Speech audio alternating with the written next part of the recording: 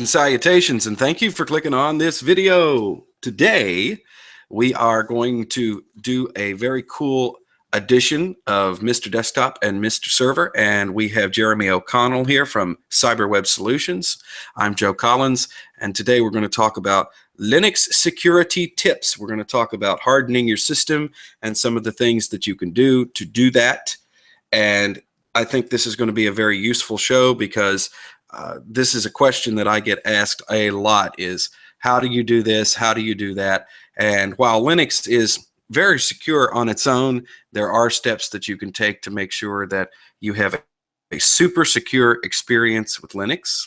So Jeremy, introduce yourself. Hello, gang. I'm here. Big introduction there. And so we're just going to jump right into this.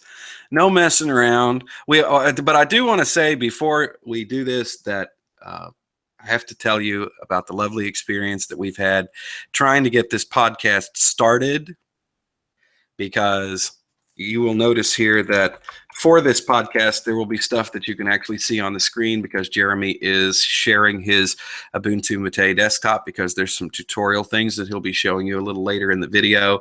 And how long did it take us? So I think we've been working at getting the desktop to work for about an hour and a half to get it to actually share. We even went so far as to install CentOS in a virtual machine to try and share from CentOS. And it didn't work, so we don't know what's going on with that, but it wouldn't share the desktop. All we saw was the background picture. And then after we got through with that and figured out another way around it, after fooling around with it for about an hour, we fired this particular Ubuntu Mate installation back up to do this, and now it works, and we don't know why. So there you go. Just thought I'd let you guys know. A lot of work went into this show that didn't have anything to do with its content. I think it's Chrome, though. Yeah, it's a Chrome issue. There's something going on with that. All right, so the first thing that we want to do is talk a little bit about some of the things that people hear in the news before we get into security issues and real-world things that you can do. There is a lot of hype in the tech press these days. Every time somebody finds a vulnerability in the Linux system or any other operating system, it becomes big news, and we get to hear about things like Heartbleed ad nauseum that go on and on forever. And one of the things that I want to explain right up front is that a vulnerability is not a virus. So how would you explain the difference between a vulnerability and a virus, Jeremy?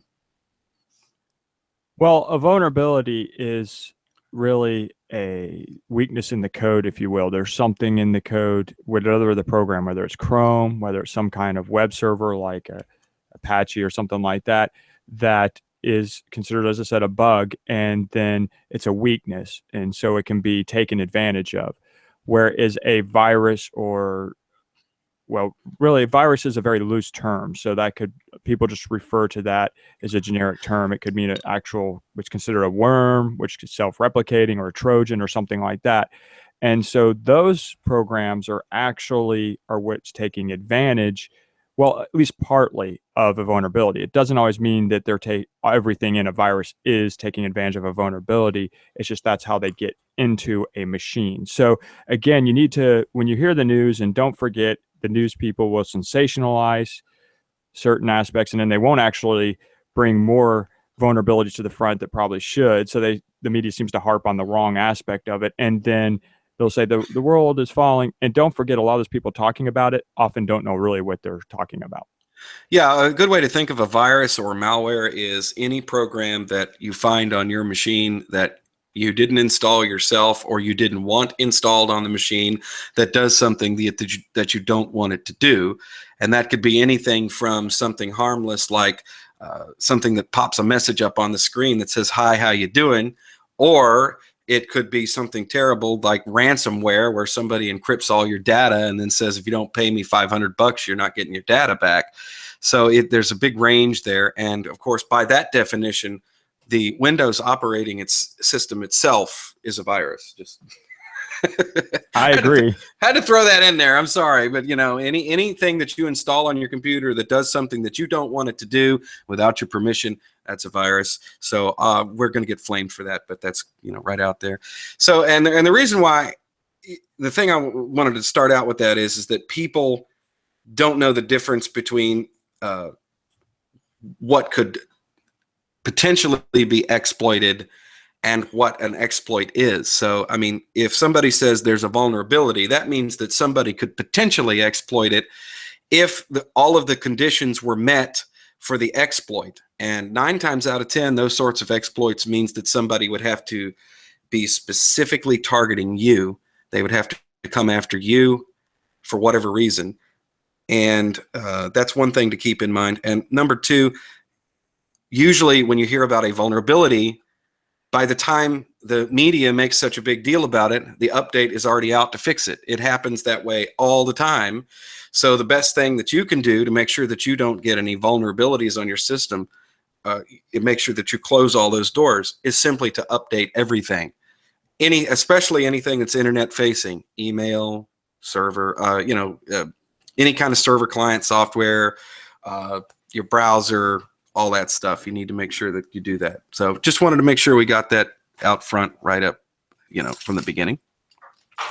Okay, so the next thing that we want to talk about here a little bit is Linux hardening, which are steps that you can actually take when you're using Linux day to day on your desktop, that you can make sure that your system is safe.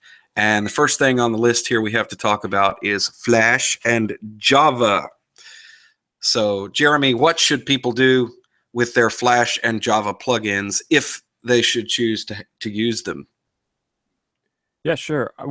It's pretty much what you just said, Joe. I mean, really the bottom line is to patch and just keep up with the update. So just make sure that your system, whatever version of Linux you're running, or even if you're still in your house, you still have a Windows machine or a Mac or whatever, it really doesn't matter in that regard. You just need to keep up with your patches.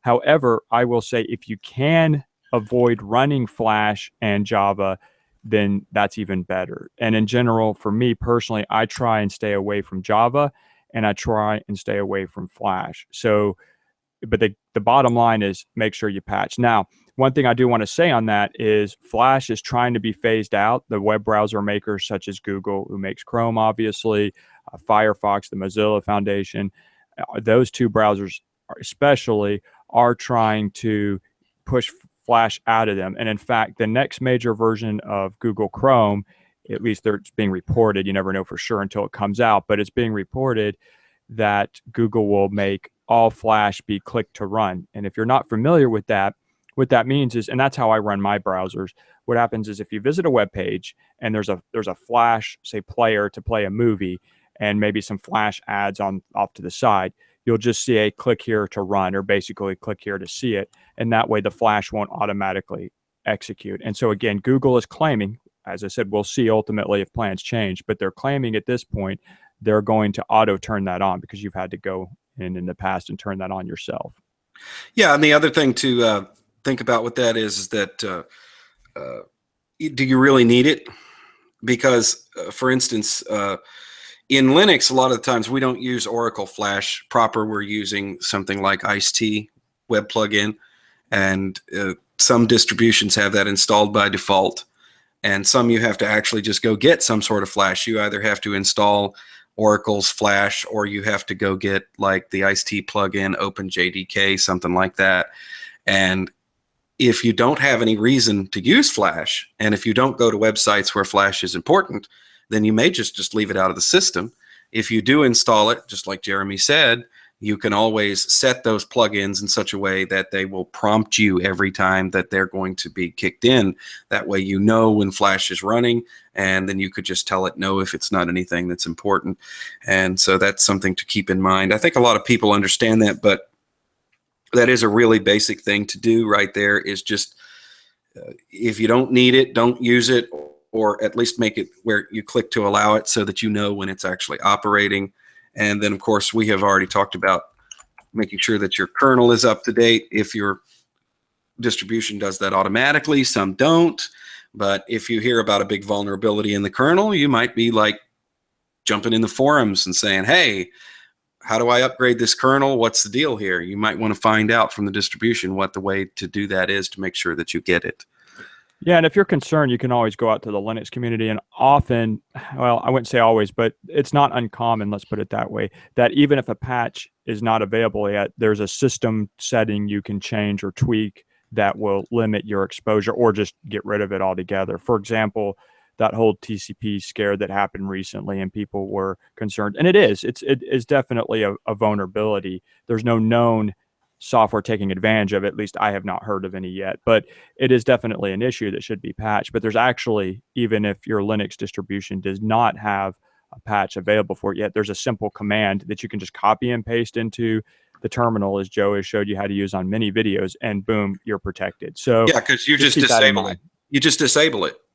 You're really not disabling it in that case. And with the TCP/IP, you set the acknowledgement, the ACKs to, as they call it, because a TCP/IP connection has a three-way connection. You just set that, instead of being like 100 on average, you set that to like 99 million, and there's no way an attacker can flood the system. So you are disabling in a sense, but you're not turning it off. You're just setting it to such a high value.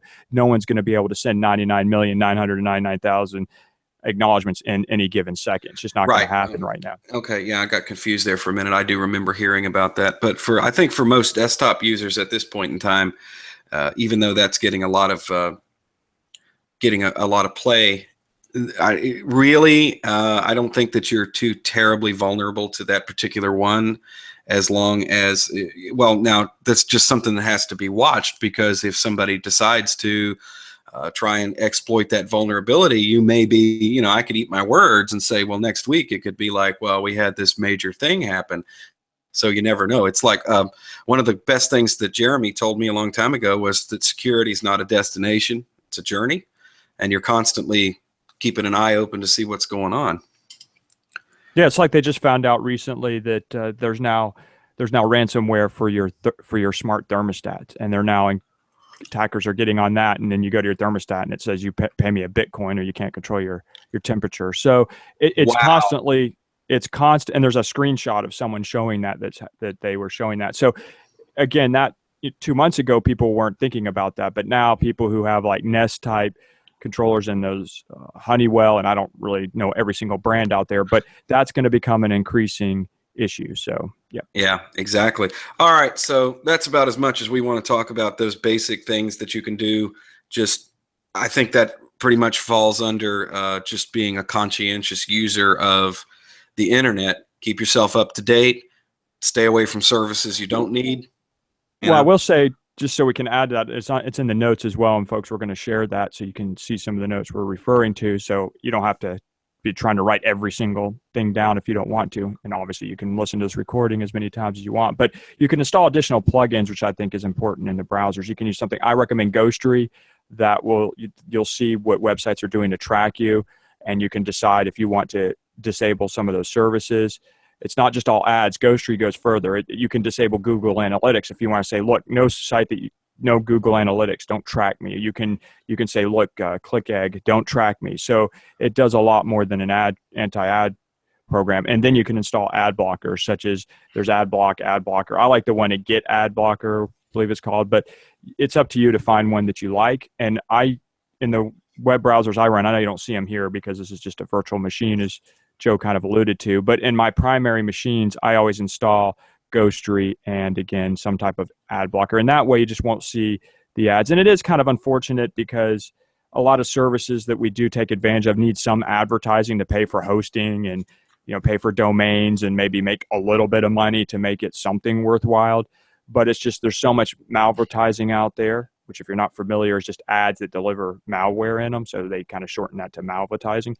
And it's just, unfortunately, there's this kind of war going on with the advertisers trying to outdo the ad blockers, and then the ad blockers are trying to outdo the advertisers, and it's just a back and forth seesaw. So again, I'll just sum that up. Install something like Ghostery, and again, that goes far beyond just simple ad blocking, and then get yourself an ad blocker that you would, an experiment. Yeah, and there's with your ad blockers too, most of them will allow you to whitelist certain sites. And correct. So yep. if you use a lot of YouTube content, you watch a lot of people, us YouTubers out here, We get paid from ad revenue, and if you are going to set one of these up, be kind and set it up to where it'll display some YouTube ads, because that's how we get paid. You know what I mean? If you have it completely blocked, then we're not going to get anything out of it. So you can also go through and you can whitelist certain things. And I know that AdBlocker Plus actually has a setting in there that you can just say, okay, YouTube is cool. So if you use that one, you could turn that on. And that helps a lot. All right, so let's jump in, change tack just a little bit, because we're talking about browser safety, and that's fine. But let's talk about some safety on the internet here, and let's talk about firewalls, hardening your firewalls, and the difference between a hardware and software firewall. So what do people need to know about firewalls? Okay. Well, obviously, this is a huge topic, so we can only go over the glossary. And let's just say that and back up. Anything we discuss right now, this is very just on the surface topics. We could spend days, months on security, and then, as Joe said, it's constantly changing all the time. So just the keep idea that in mind, folks. the idea here is this is an introduction. We're just glancing on some subjects, hopefully to point you in the right direction. And if you feel like that you want to use some of this information, we're going to try and give you enough where you can go off and find how you would do this for your own personal benefit. But yeah, it's like Jeremy says, everybody's got a different kind of router. Everybody's got a different system. There's all kinds of different firewalls, but here's the basics behind it. So I think the first thing to explain is the difference between a hardware firewall and a software firewall. Exactly. So just keep that in mind, folks. So the difference is really a hardware firewall has a software firewall in it, but a hardware firewall is a physical device that's separate from your computer. Doesn't matter whether it's running Linux or whatever your desktop's using, or laptop, or even a tablet or smartphone. But a hardware firewall will be a separate box that you can go over and touch, and that's running a special set of software. Typically is actually running Linux in a lot of cases, and it will have the firewall there. So that way, if something happens to, say, your Linux machine or your Windows machine or your Mac, there's still that hardware firewall, that separate device that should provide some basic protection. And just keep in mind, folks, a firewall, I mean, I would not have anything on the internet that's not protected by a firewall, but just because they have a firewall, don't think you're bulletproof. Now, a software firewall is something that runs local on the actual machine. It's a piece, sounds exactly what it sounds like. It's a piece of software that you install, and often it comes with a lot of the distributions. And in fact, I can show you one in just a moment that's on Ubuntu Mate, and it's on a lot of other distros too. And that's a piece of software, as I was saying, that's actually local to your computer, and then that's doing the blocking there. Now, in case you're wondering, it definitely helps to run both a hardware firewall and a software firewall. Security, you should think of security like this, in layers, sort of like peeling back an onion. So the more layers you have, the harder it is for somebody to get in and cause problems. Doesn't mean it's impossible, but you just make it a lot harder for the evildoers or the bad guys, if you will, to get into your systems. Well, one way to think about a hardware firewall is to think about it this way. So your computer, when it gets out on the internet, is assigned an IP address. So while you're sitting here watching this video, YouTube is knowing where to send the video information to, because you asked YouTube for it, all right? Now, if your computer was plugged directly into the internet, as in a cable modem was plugged into the back of your Ethernet port on your machine, you have no firewall. There's nothing there. The IP address that your machine has is available for any robot or person coming by who's just sitting there trying to figure out if they can break into computers. So what a hardware firewall does is that it provides an IP address to the internet for your entire network of systems.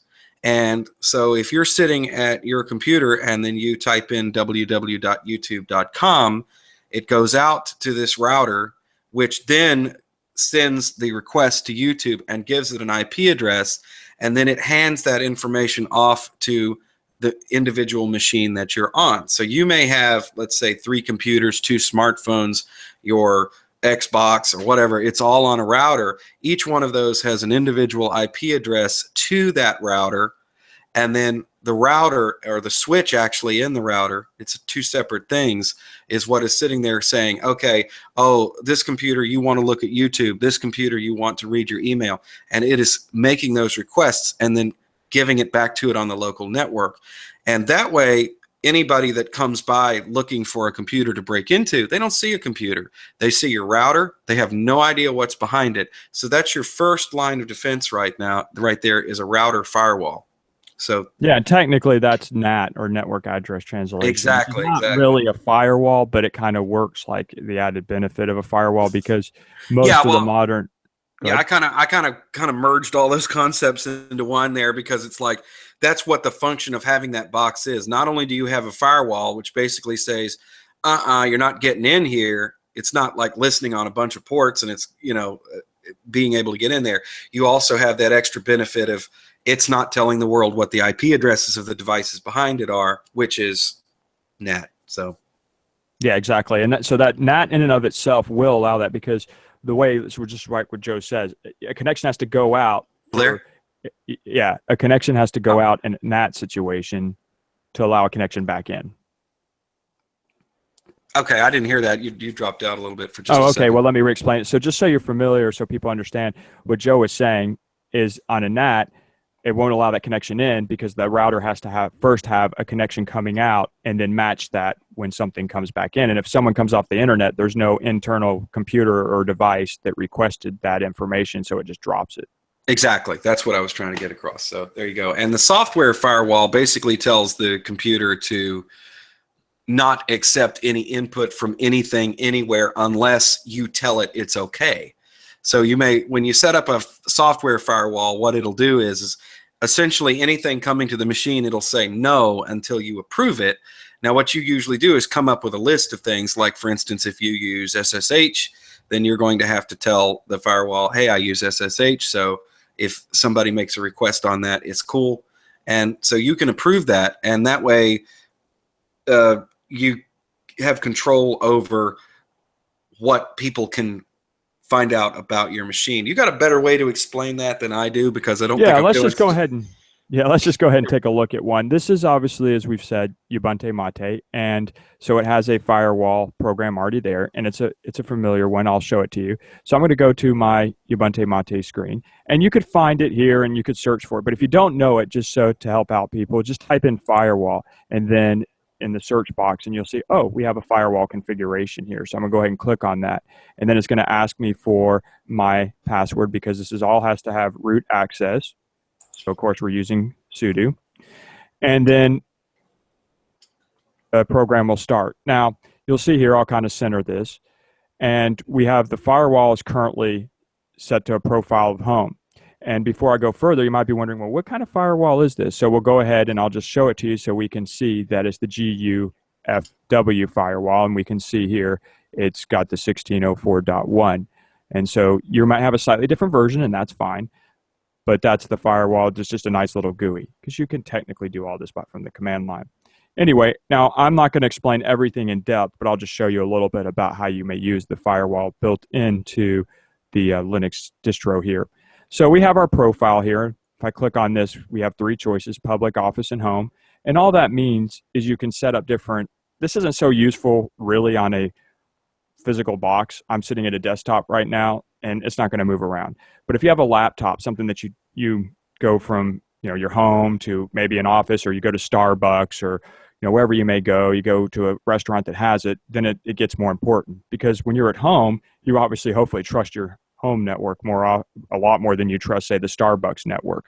So you may want to set up different settings here. But I'm just going to leave it at home. Now we can see here the status is off, so it's really easy to turn it on. All we simply do is we click on this toggle, and boom, it goes to on. So now you see the status is on, and you'll notice here the little shield came on. Now, Joe, can you still hear me, because I just turned a firewall on? Yeah, I can hear you fine. Okay, just want to make sure that the firewall didn't, because I realize, if you're turning a firewall on, it could potentially start dropping connections. So, good deal. Because that's the thing, folks. If you turn on a firewall and all of a sudden it's like, I can't get to, I can't watch Netflix, or I can't get to, I can't access some device on my printer, my network printer or something, then go ahead and turn the firewall back off and see if the issue is resolved. And then if it is, it's the firewall. So then you can see the incoming. Now, incoming is exactly what it sounds like. That's connections coming from the outside. That doesn't necessarily mean the internet. That's just outside of the computer. So that could be another computer on your local network. That could be like your your wife's computer, your husband's computer, or a child's computer, or whoever. So your roommate's computer. So that incoming doesn't necessarily mean the internet. It does, but it's anything outside of the actual computer. And then you can decide, do you want to deny those, or do you want to, I'll go ahead and click on this. Do you want to deny them, allow them, or reject them by default, by automatic? That just simply means any connection that comes in, are you going to automatically deny them, allow them, or reject them? Now you might say, well, what's the difference? Why isn't deny and reject pretty much the same? Well, you get into actually, do you want the firewall just to drop them, or say, no, I refuse to take the connection? And generally it's better just to say, no, I'm just not going to even send a reply back. So the packets just get dropped. And outgoing is the same thing in reverse. It's connections going out. As I said, that doesn't necessarily always mean to the outside internet. It does, but if you have a USB storage device that's on your local network that you bought, that would be an outgoing connection because it's leaving your computer and going to that actual external device. So these are your simple rules. And then if you want, you can get into the actual rules here, and you can start by clicking. I clicked on the rules here. I'm not going to go into great depth, but you can add a rule here, and then you can start adding what directions. And like I said, we're not going to get into how you do all of this, but you can actually set up rules for specific programs, because maybe you're a gamer and it's like, my firewall now is blocking me to play my great game I just got, or I can't use that actual NAS I just bought, and it's frustrating. So you can actually allow that rule. And then, as I said, with the profiles, you can set up here what kind of profile do you want this in the home profile, which is probably going to be a little bit more open. And then in your public profile, when you go to Starbucks or some restaurant, you're going to pretty much want all that locked down to say, no, I don't want anything pretty much connecting to me because I don't trust anything on this network. And that's all the firewall does. Now I'm going to go ahead and turn this back off for right now, and you'll see that this colored icon will go back gray in just a moment. It has to update the settings in the background, and we see the status is back off, and the icon here has gone to a grayscale instead of the color mode.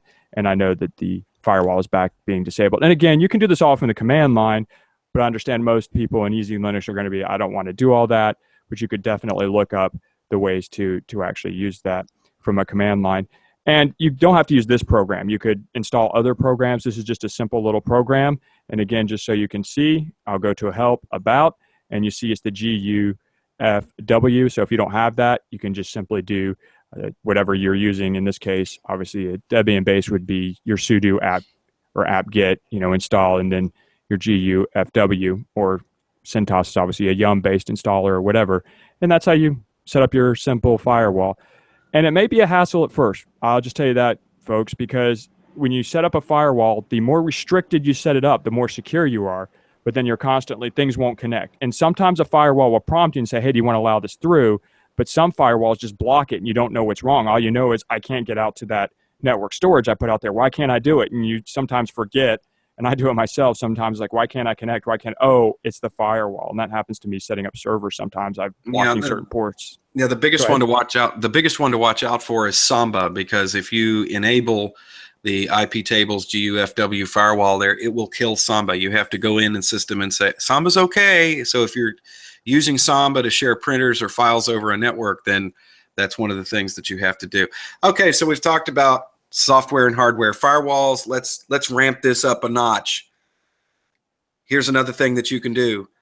Don't use the router that comes from your ISP. Put one behind it and then change that one. So talk a little bit about doing that. Sure. A lot of people used to go, a long time ago, I say a long time ago, it's in the internet age. It's a long time ago. Yeah, a long time ago when I was sitting, when I was a young whippersnapper. No, anyway, okay. Anyway, when the broadband first came out, DSL and cable modems, they would just give you a modem. And then if you wanted to get multiple computers onto your network, you would have to go buy a router, the box that would have a switch typically built into it that would give you the ability to connect your internet connection on one side, also known as a WAN, the wide area network if you're curious. And then you would connect anywhere from 3, 4, 5, 8 computers, and that's how it worked. And you could go bigger than that, but that's generally how it would work. And then, of course, we got wireless, and everyone wanted to get a wireless router. And so you had your own router. What's happening now, more and more, is people are opting not to go get that additional router, and they're just getting one provided from companies like Comcast or Time Warner Cable or AT&T or whoever. The list goes on. And then they're saying, okay, Comcast is providing me with this hardware router firewall box, and I'm just plugging my computers into that. And perhaps you're even plugging in shared resources like a network printer, or you go by Western Digital or Seagate NAS and just plug that into it. The thing about that is you have to understand is, and you may have experienced this when you've called your provider, again, whether it's Comcast, Charter, whatever, doesn't matter. They have the ability at any moment to log into that router and see what's going on. Mm-hmm. They can make changes to it. They can, in essence, get on your network. They have full access to view your network at will because they can do anything they want. They have, in essence, root privileges on that device. And it's up to them to lock it and secure it.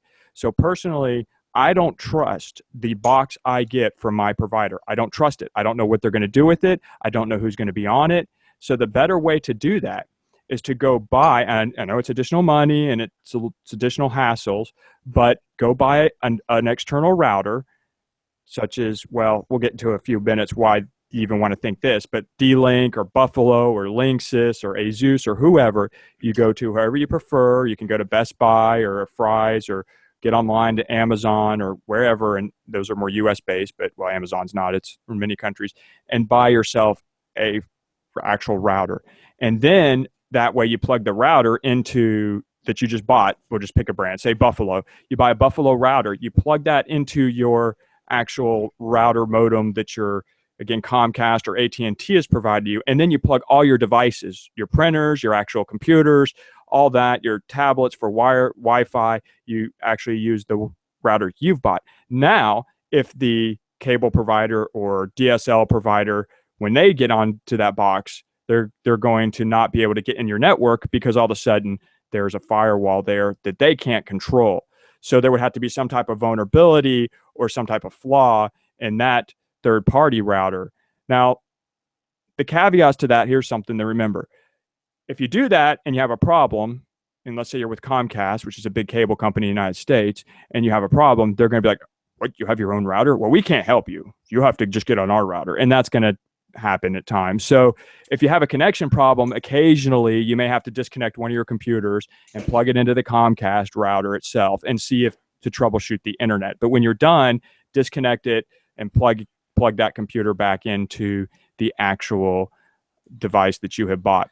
And then another little addendum I should add and point out, it's best if you go ahead and turn off the Wi-Fi in the device provided by the provider, your ISP, your internet service provider, such as, again, Comcast, AT&T, Charter, Time Warner, whatever, and just use the Wi-Fi built into the box you buy. Same thing. If you do it for your hardware devices, but your wireless devices are using your ISP router, they once again can see all that traffic at will. You don't know who has access to it. You can call technical support, and there's dozens, if not hundreds of people who can just log into that box at any time. And if any of that information ever leaks, gets a data breach, they can access your network. So keep that in mind. And if you do end up using that router, and since people can see your network, one of the things that you should keep in mind is, okay, I'm not going to put a separate router in. Then you definitely want to be using the software firewall at that point, because that way they can't get into any of your systems, or at least it will be difficult for them to do so. Not to say that they can't, but they won't be able to start poking around in the systems that are on there. So if you have desktops and laptops on there, you can set up a firewall. I don't think they really care much about your Roku box or whatever the deal is, but that's something to keep in mind. So if you are using the one from the cable company, set up those software firewalls. And just keep in mind, some of the information between devices will be unencrypted. So just, I honestly don't know how Roku talks to the network. I have a Roku myself, but I've never sniffed the traffic to see how encrypted it really is. So you can definitely protect your machines from that. And I understand if money's tight and you can't do it, you might be working towards that. And we'll talk about encryption towards the end of this session here. But just, yeah, I always recommend people go buy a third-party router, because a lot of people now are like, hey, I get to save $30, $40, $50. I don't have to go buy that.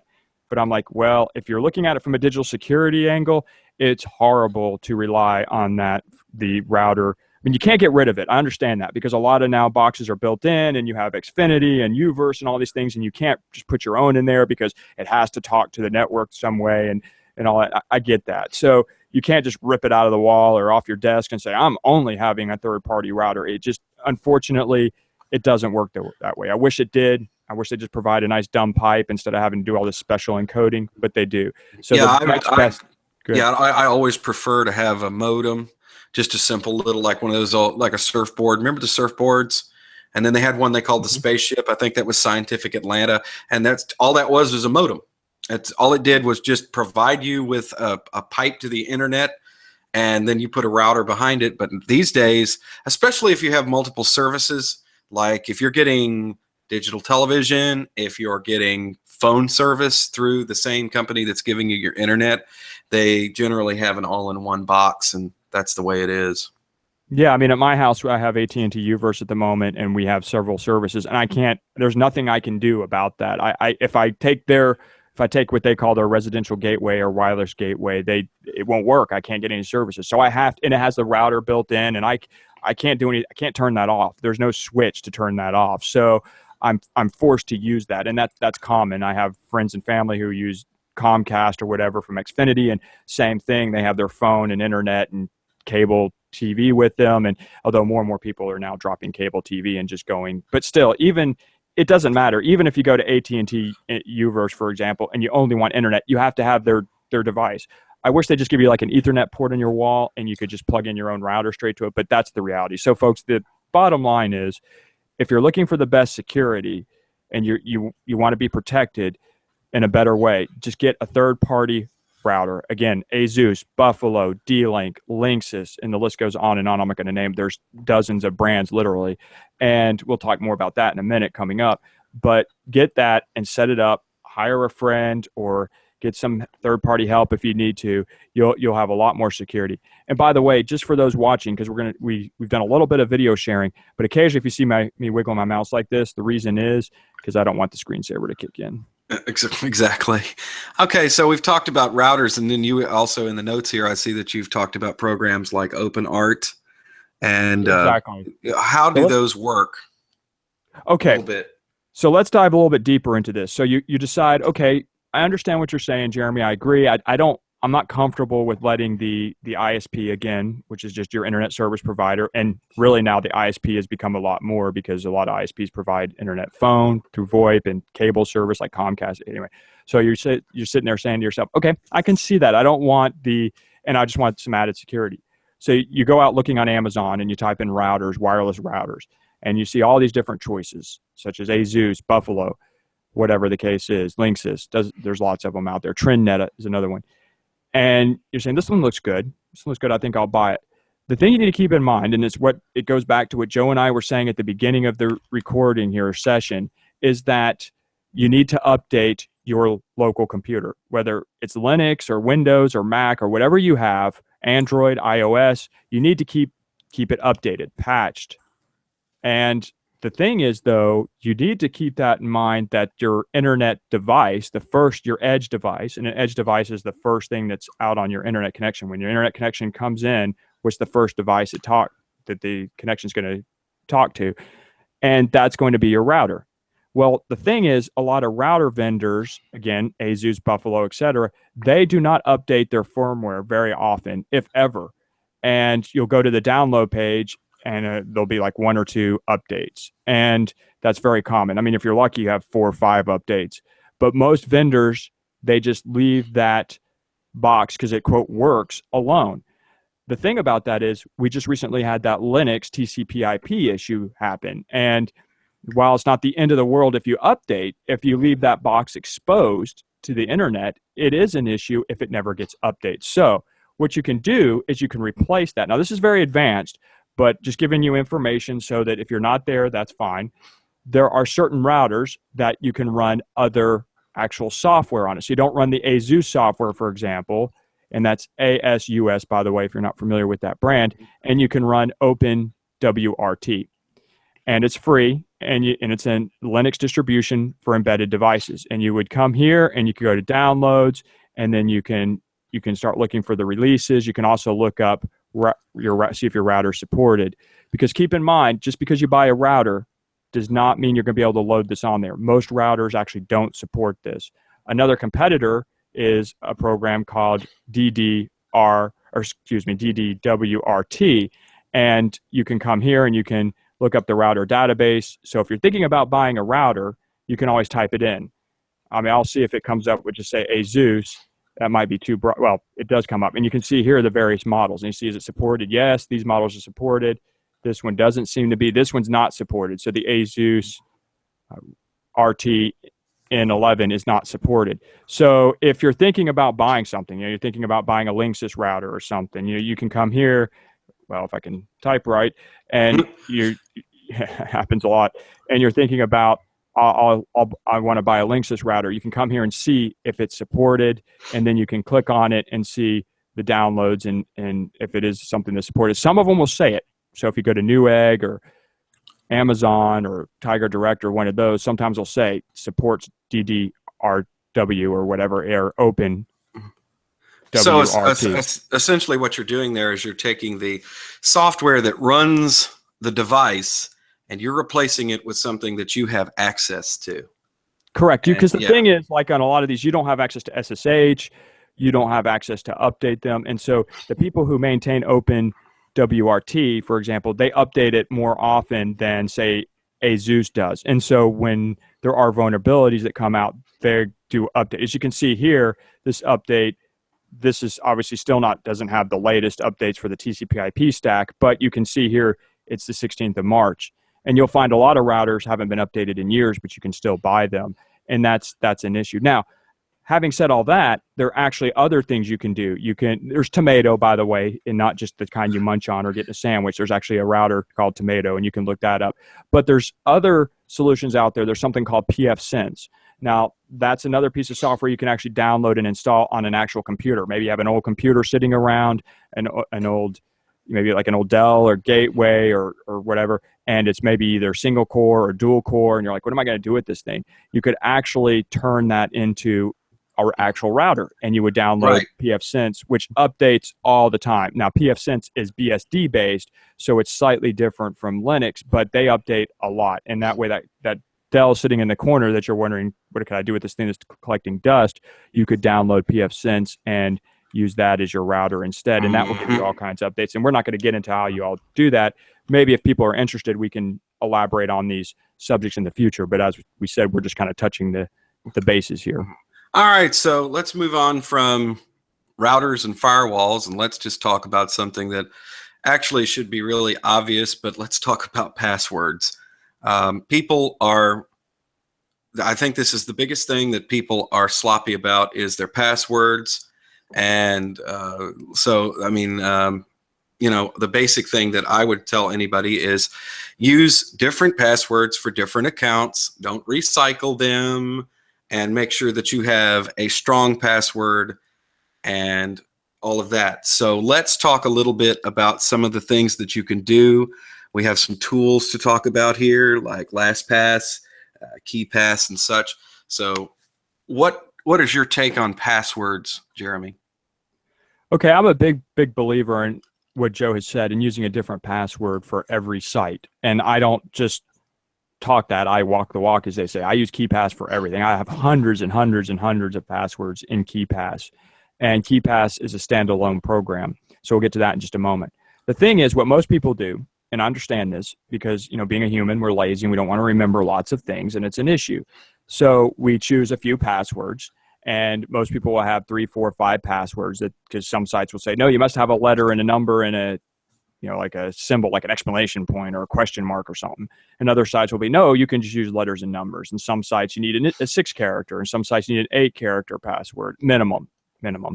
So usually people have a few passwords, half a dozen or so, and they just recycle that. The danger of doing that is that, I'm sure you've heard in the news or read somewhere online, is that these databases get breached. Adobe got hacked. eBay's been hacked. Twitter's been hacked. And that's a very broad term. What does that mean? But what I'm talking about in this sense is passwords, usernames and passwords have been, the attackers have actually got a hold of those usernames and passwords. Now, so just to jump in and make sure this is totally clear. So if you are recycling your password and you use the same password for your email account as you use on your bank account, as you use on your PayPal account, as you use on your Ubuntu forums account, if anybody gets a hold of one of those passwords, then it's conceivable that they could just bang on every account that they think you might have, and from that point they can get into anything. So if they get one, right. if they get one, it's bad enough. But if you have a situation where they get a hold of a password that you've recycled elsewhere, they're going to take that email address and they're going to try and put that up against a bunch of other accounts and see whether they can get in as well. So if all of that information matches, then you're in trouble. That's right. It's you don't want a golden key or 2 or 3 golden keys. And the thing that most people fail to realize is they're like, well, my bank needs to be super strong. My bank password should at least be, 10 characters or something. And then they'll write it down, or they'll try and figure out something to remember that, or put a sticky note on their computer or something like that, a spreadsheet even, or open up a LibreOffice or Word document. But something people don't forget about, that they don't think about, is their email password. Because folks, if someone gets a hold of your email password, guess what? They can just do password resets on any service that email account has access to. So you want your bank passwords to be really strong, your PayPal, your online banking, but you want your email password to be super strong, because again, if they can get a hold of your email, you can have the strongest password for the Ubuntu forums you could ever imagine.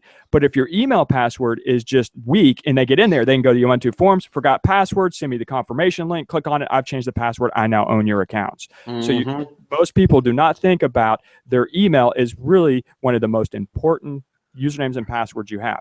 And when you get right down to it, on most services, the vast majority of services, the only thing really keeping people out is your password, because your username is almost always your email address. And even the sites, say like Facebook, that have an actual username that you can choose something other than your email password, guess what? They also accept your email as your username. So really, your email is pretty well known. So again, that's why you want to run and have a separate username, or not username, a separate password for every single site that you have now, or you use. This brings up the whole situation of, oh my gosh, you're saying if I have to have a separate password for my Facebook, my Twitter, my email account, my bank account, and I have a credit card, and I have my 2 or 3 bank accounts, and then the list goes on, and that's only a small collection, my Google account, and the list goes on. It's like, how am I as a human supposed to remember my dozens of passwords, potentially hundreds of passwords, and in some cases this day and age, thousands of passwords, especially if you're an administrator of some type? Well, that's where the solution of online passwords managers come in. And I didn't type this in before we started, but let's go to, say, LastPass. If we go to LastPass is a website, and you can go premium, but you can also use it for free. And LastPass, as you see here, it works on all your devices. As you can see here, you have laptops, you have desktops, you have here's an actual tablet, phone, and even smartwatches. What this allows you to do is you log into LastPass and you set a unique password for every site. Again, your Google site, your Twitter site, your Facebook site, your Bank of America site, whatever you're using, and you set a different password. And because of that, you can have a really long password. If you're not having to remember it, it can be 24 characters long if the site supports it. It can have upper, lowercase, alphanumeric. It can have symbols and all that kind of stuff in there. And that way, then when, say, Ubuntu forums, which recently got hacked and they got a hold of about 2 million credentials, then you can just go change your in LastPass, you could just go, okay, I'll go Ubuntu forums, I'll change my password there to be safe, and now I don't have to be concerned that, oh my gosh, I've used that at my bank, I've used that in Facebook, I've used that password for my Google account or your Yahoo email account or whatever it is, or your Comcast email account, whatever it is. You don't have to go, I have to change it in all these places. You change it in one service and LastPass takes care of it. Now, here's the thing you need to remember. There's 2 types of ways to do this. LastPass, and there's others. There are others out there, RoboForm and some others that do that. LastPass is king when it comes to the online, but there are a few others. Intel even has one. It's an online. It stores it on the internet. It stores it in the cloud, like we were talking about last week, in someone else's computers. You mean someone else's computer? Yeah, someone else's. Can you believe that, Joe? The cloud. Yeah. So it's storing it on the cloud. So there's some advantages and disadvantages here. Let's talk about the advantages. First of all, as you see here, it's really easy to go across different devices because all you have to do is log in, and they even have plugins for it. You can go download here and you can download the plugins. They have an Android app. They have plugins for Firefox and Chrome, and you can see here there's a Linux installer, so they support Linux, and you can see Opera, and the list goes on and on and on. I'm not going to go through all of them. So you can access this. You can easily access the same passwords, your password list on your tablet or on your smartphone, whether that's Android or iOS or Windows Phone or whatever, or your Linux desktop or wherever you happen to be. You can go to someone else's house and just log into your LastPass. And the way LastPass works is you have a master password. So make that really strong and secret. And if you can't remember really complicated passwords, that's fine. What you can do is you can just make some words that don't connect to each other, like horse, candy, firewood, sock. Those have no reference to each other. Right. Don't do something that makes sense to anybody else. Yeah. Because if you do, they're going to, if they can figure that out about you, I mean, they have programs that just go through and look for combinations of things that would make sense. And don't use a password with your name in it, because then you just anything like that. Never use any addresses, no birthdays, nothing like I said that had your address, no anniversary, no dates. Just don't use any dates at all. No, just stay away from birthdays, anniversary dates, date you graduated from high school, college, whatever. Just stay away from dates. Nothing about your state or your county or your country or nothing about you personally. And again, I understand you might not be able to remember something like capital A, question mark, backslash. So just if you want to, just pick 3 or 4 words, well, say 4 or 5 words that have nothing to do with each other. Like I said, car, wind, ocean. Well, you could maybe connect the ocean. But anyway, those are shown to actually be pretty strong passwords. Because the way that LastPass works is you log in with your master password, and then it actually decrypts all your passwords behind the scenes and uses that same password to encrypt. So that's the good news about something like LastPass is it's stored in the cloud, someone else's computers. It's easy to get across all your devices. So if you have a smartphone, tablet, laptop, desktop, you can easily store all your passwords in one location. Now let's get to the disadvantages. It's stored in the cloud, but I thought that was an advantage. Well, you're on someone else's servers. Who really knows what they're doing with that information? LastPass claims that they cannot decrypt the information. Only you can decrypt your own information. But let me ask you this. How do you know? I mean, how do you honestly know they're not encrypting it with 2 keys, a master key that they have and a key that you choose, which your key is just the password you choose? No one really knows. Go ahead. And another thing to keep in mind is the fact that if for some reason somebody somewhere gets a hold of that master password, you're completely hosed. That's it. You're done. They have access to every account that you own. So that one has to be guarded with your life and changed often.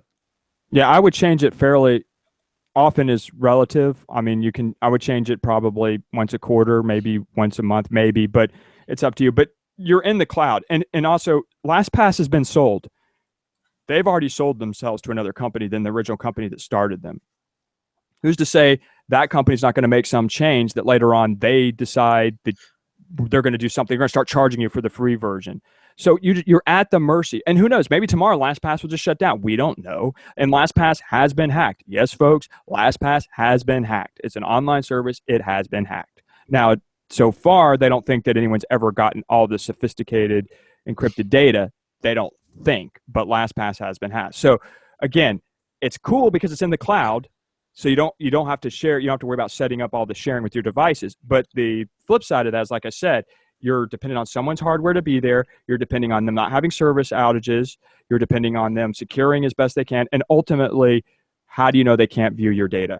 So that brings in another company that I like, and I probably should have typed this in beforehand, and that's called, well, if I can get on home row here, KeePass.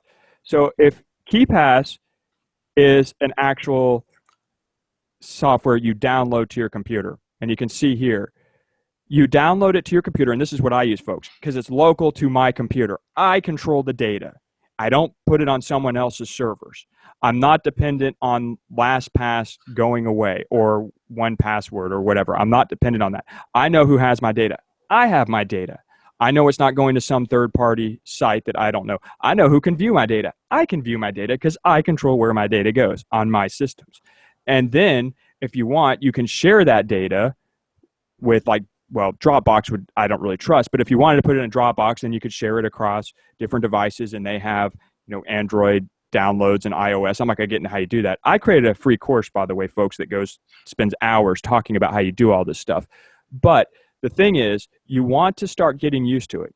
And I understand my family was all like at first, like, oh, I hate this. And then they got used to, oh, I love KeePass. I love that it's local to me and that I can have different files, different databases. And as you can see here, you can have different groups. And I literally now have hundreds and hundreds and hundreds of passwords saved in KeePass for every site. I don't use the same password in any site. And I figure out what's the maximum the site will support. 32 characters, great. I wish it was 128 characters.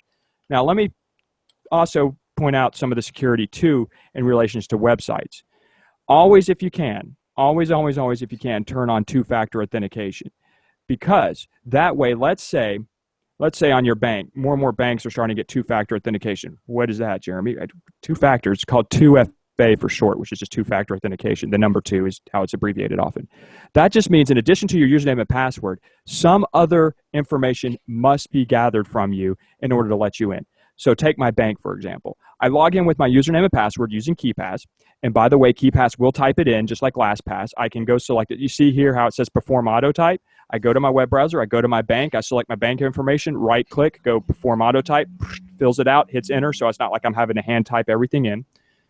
And then my bank says, okay, we need to send you a text message to your phone. We got that your username and password is right, but until we send a text message to your phone and you type the 6-digit code, we're not letting you continue. So that way, even if my bank information is compromised, my username and password, some attacker gets, oh, we compromised that. We're going to log in. They're like, uh-oh, now I need this 6-digit code. And after a while, it just times out and they have to do it all over again. So they can sit there and banging on the account. And even if they get the right username and password, they, like I said, don't have that. And then for example, for my domain management companies, I use the two-factor for Google Authenticator because they support Google Authenticator, which is a token that changes every 30 seconds. So always turn on two-factor authentication if you can using a cell phone, a smart device, some other device, so that way even if your credentials, for example, in Ubuntu Forms, which was recently compromised, if they had two-factor turned on, it wouldn't even be, ability anyway, it wouldn't even be as big a deal to I mean, you still want to reset it. Don't get me wrong. I want to make that clear. Even if your account's compromised in a database breach, you always want to change your password, always. And even if you hear Ubuntu Forms was compromised, you don't know if you're one of the 2 million for sure. It's just good to say, okay, I'll go there and change it. As far as I heard on that Ubuntu, I mean, you're using it as an example. I just wanted to point out for those that are listening and going, oh, God, they didn't get the passwords. What they got was a list of the user accounts, all of the personal information that you happen to share publicly, and your email address. So that's what they got. If they had gotten the passwords, that would be huge, but it's not too bad of a deal as long as, now, once again, they have your email address, but guess what? I can get your email address in 30 seconds on the internet because that's already out there. So it's not that huge of a deal, but if they had gotten the passwords from that as well, then that would be a major deal, especially if you were one of those people that recycles passwords. Don't do that. Yeah, you should not be doing that. And then I want to, this is a little side note that it's a little advanced, but if a company's doing their job correctly, they're not storing your password in plain text. So if your password is unicorn, which would not be good, but if your password was unicorn, they should not be putting unicorn in their database. They should be doing what's known as hashing that. So if you were to look at that, look like A, B, C, capital F, whatever. And then, but the problem with that is people, when they capture those information, they can then try and, when they get that list from the database, they can then try and figure out what those passwords mean by just trying, okay, tree, does that match? No. Does snow match? No. Oh, unicorn, look, it matches. So the password's unicorn. So it hopefully, but not all companies do that. Here's how one way you know. If you send an email to forgot your password and they send you your password back in plain text, like if your password's unicorn, horrible password, do not use unicorn, never use unicorn. But if you say, I forgot my password, and they say, oh, your password's unicorn, run, because that means that site is not even taking basic steps to actually try and protect your password. It's just there in plain text in the database if anyone ever gets a hold of it. Exactly. If they know what your password is, then that's a problem. Okay, you have in the notes here that says, it says keys should have passwords assigned for added protection. What does that mean? Okay, so Joe talked about this briefly when he was showing the SSH and the SCP, the secure copy command. And he had said that he had set up, a key so he didn't have to type in passwords and all that. And keys are much stronger when using SSH or secure CP. In addition, I'm not going to keep saying that. But when you're using something like SSH, you can set up a key. And then you can I set up my keys a minimum of 4,000 character keys. Some of them are 8,000 or even stronger.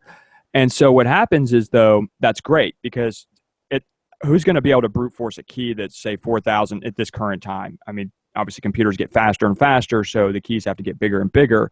But at this time, who's going to be able to brute force your SSH, for example, if it's 4,096 characters long? That's a lot stronger than, say, logging in and typing unicorn into your SSH session. But the thing is, and here's what I caution some people on, is it's always better, too, when you're creating that key, to create a password that goes with it. When it says enter your passphrase, when you're generating that key, you want to enter something in, even if it's something relatively simple, like unicorn 289 or something, even if it's something that makes sense to you. It's better if it's not. It's better if you use KeePass, for example, and make a nice, really long string that maybe you use. Because that way, if your keys ever got stolen, someone got into your computer, stole your keys, if you have no passwords on them, guess what? They hack into, they get into your Linux machine somehow, or they get into your Windows machine or your Mac. And although we should focus on Linux, obviously, they get into your Linux machine and they get a hold of your keys. And it's like, this is really especially important if you have servers, and then they're like, hey, we have a list. We can ask what host has this computer been connecting to? Get a list of your host, steal your keys, and if they don't have a password assigned to your keys, guess what? They can take that key and boom, they log right in. If they steal those keys and they go to run it and it says, please enter your password, now they have to try and brute force your password. So the password isn't meant to secure it forever. What it is that if you realize your key's been compromised or you think your key's been compromised, your password buys you some time to generate a new key once you're convinced that the attacker is no longer on your system or in your systems, depending on the situation. You can generate new keys and then change those. So it gives you some breathing room. And again, the longer the key, the better off you are. And that's where LastPass and KeePass can come in, because you can have, at least, even if you use the same key, you could have a really long, like 64-bit key and for your key. So you have like a 64-bit key for your actual key file. Yeah, exactly. And it just makes it stronger. We're going to get into the encryption in a minute, where you can encrypt inside encryption, but it's a similar concept. So as I said, just to recap, Joe was showing that, so he didn't have to type a password. He was using a key, which is much stronger than just enter your password with no key, because you have to brute force, or you have to get a hold or brute force that key, which is tough. But at the same time, at least put something on it. At least if you don't want something that's 3 characters, but I don't know, put unicorn 54.9 or something. I mean, something that makes sense to you. It is better than having no key. So when you then go to SSHN, yes, you're going to have to log in, but you're getting the true security from the key. And then again, you're just giving some level of protection with the additional password. So I'll ask you for a password again, but it will say using key, type in the password. Right. Okay. So the next thing on the list here of things to talk about is the Internet of Things. Yes, the Internet of Things, or IoT. I'll move my mouse over a little bit so my screensaver doesn't kick in. Well, it really just goes to screen off. But the Internet of Things, or IoT for short, and that's how I'll just keep referring to it, it should really be called the Internet of Insecure Things, or the Internet of Really Insecure Things. And what IoT is we discussed this briefly in our last session we did with Scott and Mr. Cloud there, is all these devices are racing to connect to the Internet, such as, I mentioned it in this presentation earlier, the thermostat. And now there's starting to get ransomware on your thermostat. And so you now there was something I was watching, and they were talking about pay me a Bitcoin or your house will always be 62 degrees. Well, but think about this. Also, what they can do with that is they can hack it and say it's summer, and they engage the heat, and the heat just keeps running. You can't Oh my God. Now that would be awful. You can go kill the machine physically. You can just go kill your circuit breaker or something and turn off. But think about if it's, it's 98 degrees outside and they turn your heat on full blast, and your heat's just blaring, just blasting away. Or in the summer, it's, it's 28 degrees and they turn on the AC and it's just blasting AC. Now, you can go to the circuit breaker and kill those, but the point is you lose control at the actual terminal, your the pad there, your Nest or your Honeywell, or what, I mean, there's a lot of companies that make it. So at that point, that's when I would be walking up to that device, taking it off the wall, and going and digging out that old Honeywell 8-ball, the one, the round one that they had 50 years ago, and I would be replacing it with that, because I have actually had electronic, the kind of thermostats that you can program, and that I had one time in a house that I lived in years ago that went crazy. And so it decided to do just exactly that. It turned the heat on and it set the temperature to 90 degrees. And I was sitting there and I remember going, God, it's getting warm in here. What's going on? As the thermostat just went crazy, man. The chip went nuts in it. So, of course, I immediately turned it down and went, okay, we don't need it that warm in here. But it's still, you know, it's like there's something to be said for analog devices. It's like, okay, that it can't really change. But anyway, that's has nothing to do with internet security. But at the same time, it just... Well, yeah, in a way it does. But I mean, in that situation, you could obviously, like I said, you could turn off the circuit breaker or get someone there. But then you have a problem because now you have to clean that off. And I don't know how you clean that off. I mean, I don't think Honeywell gives you the Google might, because they're a little bit more advanced that way. But I doubt Honeywell gives you the software to reload. And how do you reload it? They usually don't have ports to connect it and everything to a computer. Or if they do, you have to break open the shell and sometimes solder. Anyway, we're getting way out of time. The whole thing about the Internet of Things, folks, is all these machines. I was looking at Home Depot's site for water, and I was looking at hot water heaters because I have to replace mine soon. And they have hot water heaters that connect to the internet. Oh, just what I want. So there's just, these companies think that we have to have our device on the internet, or at least on the local, and not always to the internet per se, but at least on your LAN, so you can use an app and you can download a cool app and control your lights with it and control your thermostat and control, you know, your blinds. I mean, they have blinds that can go up and down based on smart apps and the light bulbs that change. Or like I said, I just saw something recently where they now have men's underwear that will connect to the internet and all this other stuff. So you're relying on the whole security of the cloud as well. Because as I mentioned to Scott last time we did this with the Mr. Cloud thing, is the whole, what about the Nest went down, and then there were several, I don't remember the numbers, like I said, I probably should have looked them up, 100, 200,000 people who couldn't change their thermostat, and there were ways around it, but most people just went to the thermostat, and all of a sudden they couldn't change it for several hours, not because of someone hacked it, but because a software update got pushed to it, and it took those offline. So you become very vulnerable to that. So, but the biggest thing is most of these devices never get updates. They come out, they work on the internet. Even Jeeps, I think it was a year ago or so, Jeep, Chrysler, whatever, they were connecting some Jeeps to the internet. And then you can go Google it or Bing it or whatever you want to do to find it. But there's an article out there that shows there was a guy driving on a road. I mean, he's driving on the road, and there was someone from Twitter, a Twitter engineer, and I forgot the other person, I'm sorry, but there was another person who were at their house, sitting at their house. They were miles and miles away. They were in the same town, but 5-10 miles away. The guy's driving down the street. They hack into the Jeep. They turn on the windshield wipers. They start blaring the horn. They turn on, it won't respond. He can't turn these devices off because they had connected over think about that when you see the ads for, oh, great, we have the Chevy that has Wi-Fi built into the car and you do all these things. Well, a lot of these manufacturers aren't firewalling it or aren't setting it up correctly. These guys got so far they could literally turn the engine off. So that guy's doing 70 or whatever, they turn the engine off as the car's going down the street. The thing is, well, I mean, just to interject something there, it's an interesting thing that pops into my mind. I went through a period in time where I was really into custom motorcycles. And they used to have bunch of TV shows on about 10 years ago about custom motorcycles, and one of them was Jesse James, and who's a motorcycle builder, and he was making a comment one day, and he says, I don't like computers in cars because it's going to get to a point where they're just going to be able to stop you wherever you are. And he said, oh, there you are, you're on the Cloverleaf in Santa Monica, and the car just dies. We're there. Yeah, we are there. And that guy could not turn it on. It didn't matter what he did because the button you're pressing is just a button that tells the computer turn on or off, that stop-start button, or the windshield wipers. You're just sending a signal to a computer chip, and these guys had hacked into that and were just overriding anything. So they turned on the windshield wipers, for example. He couldn't turn them off. It was off on his stick, his, quote, smart stick in the car, but it didn't matter what he did because they had just set it in the software.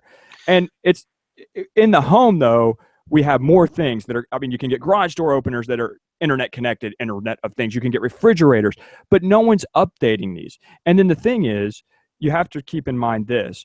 There's something, and I don't have an answer, folks. I mean, this is just an issue. We don't have like a central way to update these things. Most of these things run Linux. and it's not Linux's fault. They're just not getting updates. These companies will choose an old version of Linux, and then there's patches have been available for it for usually years, sometimes 5 or 6 years. Because think about it, when Chrysler builds a car, they start it and they get they download the files and then they start working on it. And usually most of these developers don't go back when they're getting towards the end of their project they've been working on for 4 or 5 years and grab the latest libraries. They're like, oh, this works. Don't touch it. It's working. It's working. So don't touch it. This toaster. It's a static thing. It becomes a static thing. We've written, okay, so we have the software that runs whatever device this is. And because the people who design the devices aren't necessarily people who work with software all day, they don't put the avenue in there to update it. It's like, okay, it works and it does everything it's supposed to do. Now ship it. And that's the way it is. And it's forever. Yeah. And it's a mindset. See, because an engineer's mindset is that, okay, I'm going to build this device. And once we get it to where everything works, we want to lock it down and say, okay, we're not messing with this anymore. This is what we're going to do. And now you build 2 million of these things and build them to the exact specifications. And so they don't think in terms of, all right, well, we need to have an avenue in case something needs to be updated, and it just doesn't get updated. And I think the upshot for all of this is just simply to say, before you buy that refrigerator with the screen on it that goes out to the internet, or the microwave or the toaster or whatever device it is, you might want to think really hard about that, because the question that I think you have to ask is how much control does this device give somebody else over my life? And that's the thing. Yeah. And then you have to keep in mind there's something called island hopping, folks. And that's where someone gets a device behind your firewalls or firewall that is compromised, and then they use that as a jumping off point. So if they can infect that printer, then they can try and send commands from the printer to start trying to attack your tablet or your desktop. And then what happens is you may be wondering, why do I keep getting infected? And then this is what's happened literally. Printers are a common source to be hacked. They've been being hacked for a long time. And most of the modern ones now run Linux. They used to run proprietary OSs, but a lot of the vendors have realized, why are we spending time developing our own OSs when we just use the Linux kernel and throw our own stuff on there? And what's been known to happen, especially in Windows environments, is a device gets hacked. The Windows machines have malware on them of some type. They reformat the hard drives, and the malware comes right back, because the problem is the machine's not where the infection is occurring. Yeah, it's happening there, but the actual attack is coming from that printer that's connected to the Windows machine, right, or the Windows network, so and no one is cleaning that off. Yeah, it's a smart virus. In other words, what it's doing is it's saying, okay, yeah, you go ahead and reformat your stuff and get it all back together. As soon as you connect me back up, since I'm living in this other device, I'll just self-replicate and go right back to where I was. And they're having infections living in smart TVs now, and the TVs are infected, and so now you have an infected device sitting on your network of your TV. Excuse me. And sometimes they don't always show actual signs of malware. The more vicious malware doesn't want you to know it's there, so they'll let the device keep working, quote unquote, and trying to hack your stuff. Excuse me.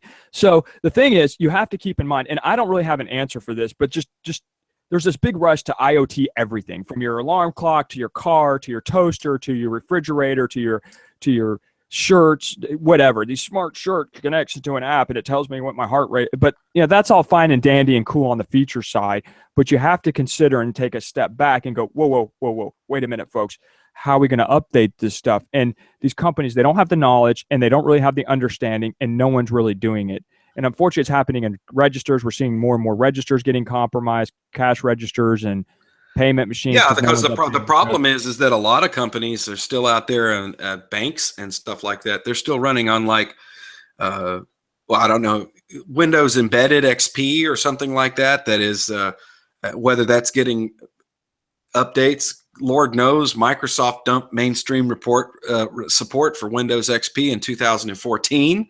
There are people that are still out there using it on embedded devices, kiosks, cash registers. Some idiots are using it at home and going, well, I like Windows XP and I'm not going to anything else. And I'm like sitting there looking at it going, dude, you are using an operating system that is over 2 years out of date and is not getting any security updates. You're just begging for somebody to come along and hack you, and people do exactly. And I talk to them all the time. Yeah. And I mean, a bank, for example, a big bank like here in the United States, like Wells Fargo or Bank of America, if they have any legacy stuff, they can go to Microsoft and say, hey, we'll pay you $10 million this year to backport patches, and they will. But that little kiosk in a mall, if you go to a mall still, that's not branded by any of them, they're generally getting no updates because they're still running something like XP and they can't pay for it. They can't afford to go to Microsoft and give them $10 million or whatever and get updates. So yeah, your Bank of America or whatever, if it's running it, they can, because the U.S. Navy spends like $9 million a year getting patches backported, and companies will do that. There's still even some OS2 machines out there and paying IBM for that. But the US thing is, Navy, I can tell you something about the U.S. Navy because I live close to the biggest base, and that is that they are scrambling to figure out a solution to get off of any proprietary anything. Because and I agree. I see it all the time. I see the ads for the jobs, and they're I mean, if you are a Linux technician, one of the biggest places that you can go to get a job is the United States military. And that's the thing, folks. We want to make clear: just because something's Linux powered doesn't mean it's bulletproof. It comes down, and I don't care. You can FreeBSD; they're all that way. It's the updates, folks. You got to be getting updates because it's, as Joe said that I mentioned earlier. Security is a journey, not a destination. You can never say, "Oh, I'm totally fine today." Well, you may be totally patched today and fine, but tomorrow the people trying to break these, they're banging on these systems all the time. And yes, they're found out, patches are released, plug the holes.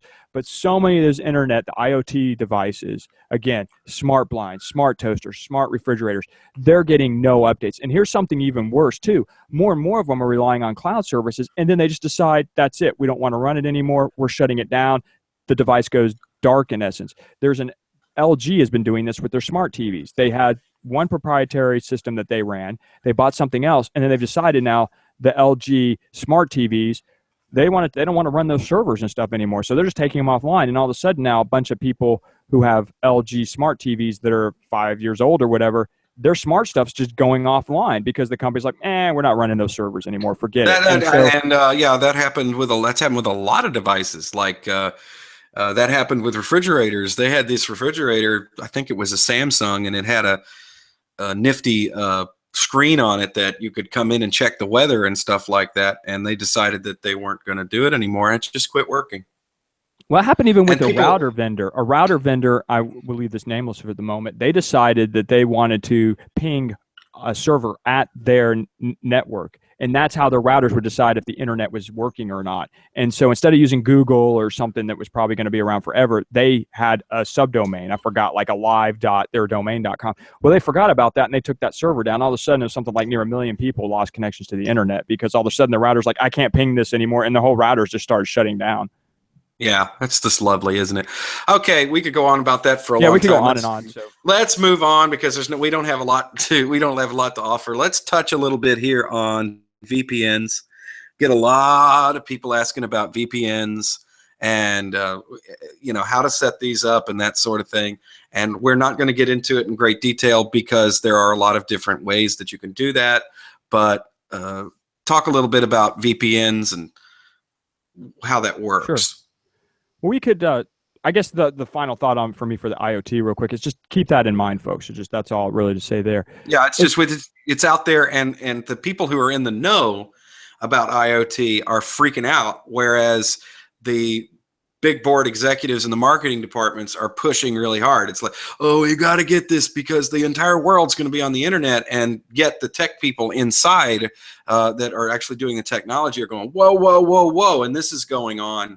And so exactly, just be aware of it. That's all we can do at this point. I don't have any answers, unfortunately. Lock it down, block it. Don't buy devices if you can. So don't get used to those features and block it at your hardware firewall. Go to your hardware firewall and say, this device has always got this IP because it's got this MAC address. You can never connect to the internet. No, that's not imperfect. That's not perfect because things can happen, but at least then, things. So anyway, okay, we could go on, but I just wanted to finish that closing thought.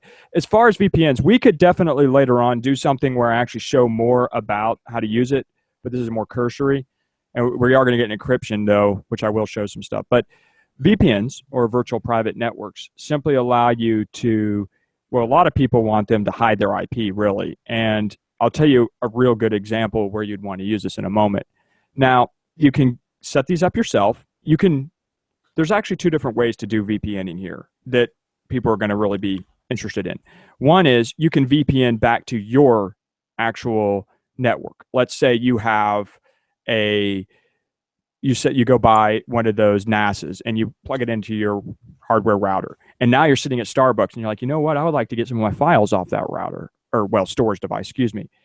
So you could set up a VPN on your router at your house, for example, and then use software and connect back to your home or office or whatever. But speaking in the terms of homes here, you can connect back to your home and using VPN software. And it would be like, even though your computer's sitting at Starbucks, it's like your computer is sitting locally on your actual network at your house. It's a virtual private network. You're virtually sitting at your house or virtually sitting in your office. So now you can access all your, wouldn't be useful, but you could access your printer if you wanted to just print something. So when you get home, it's sitting there.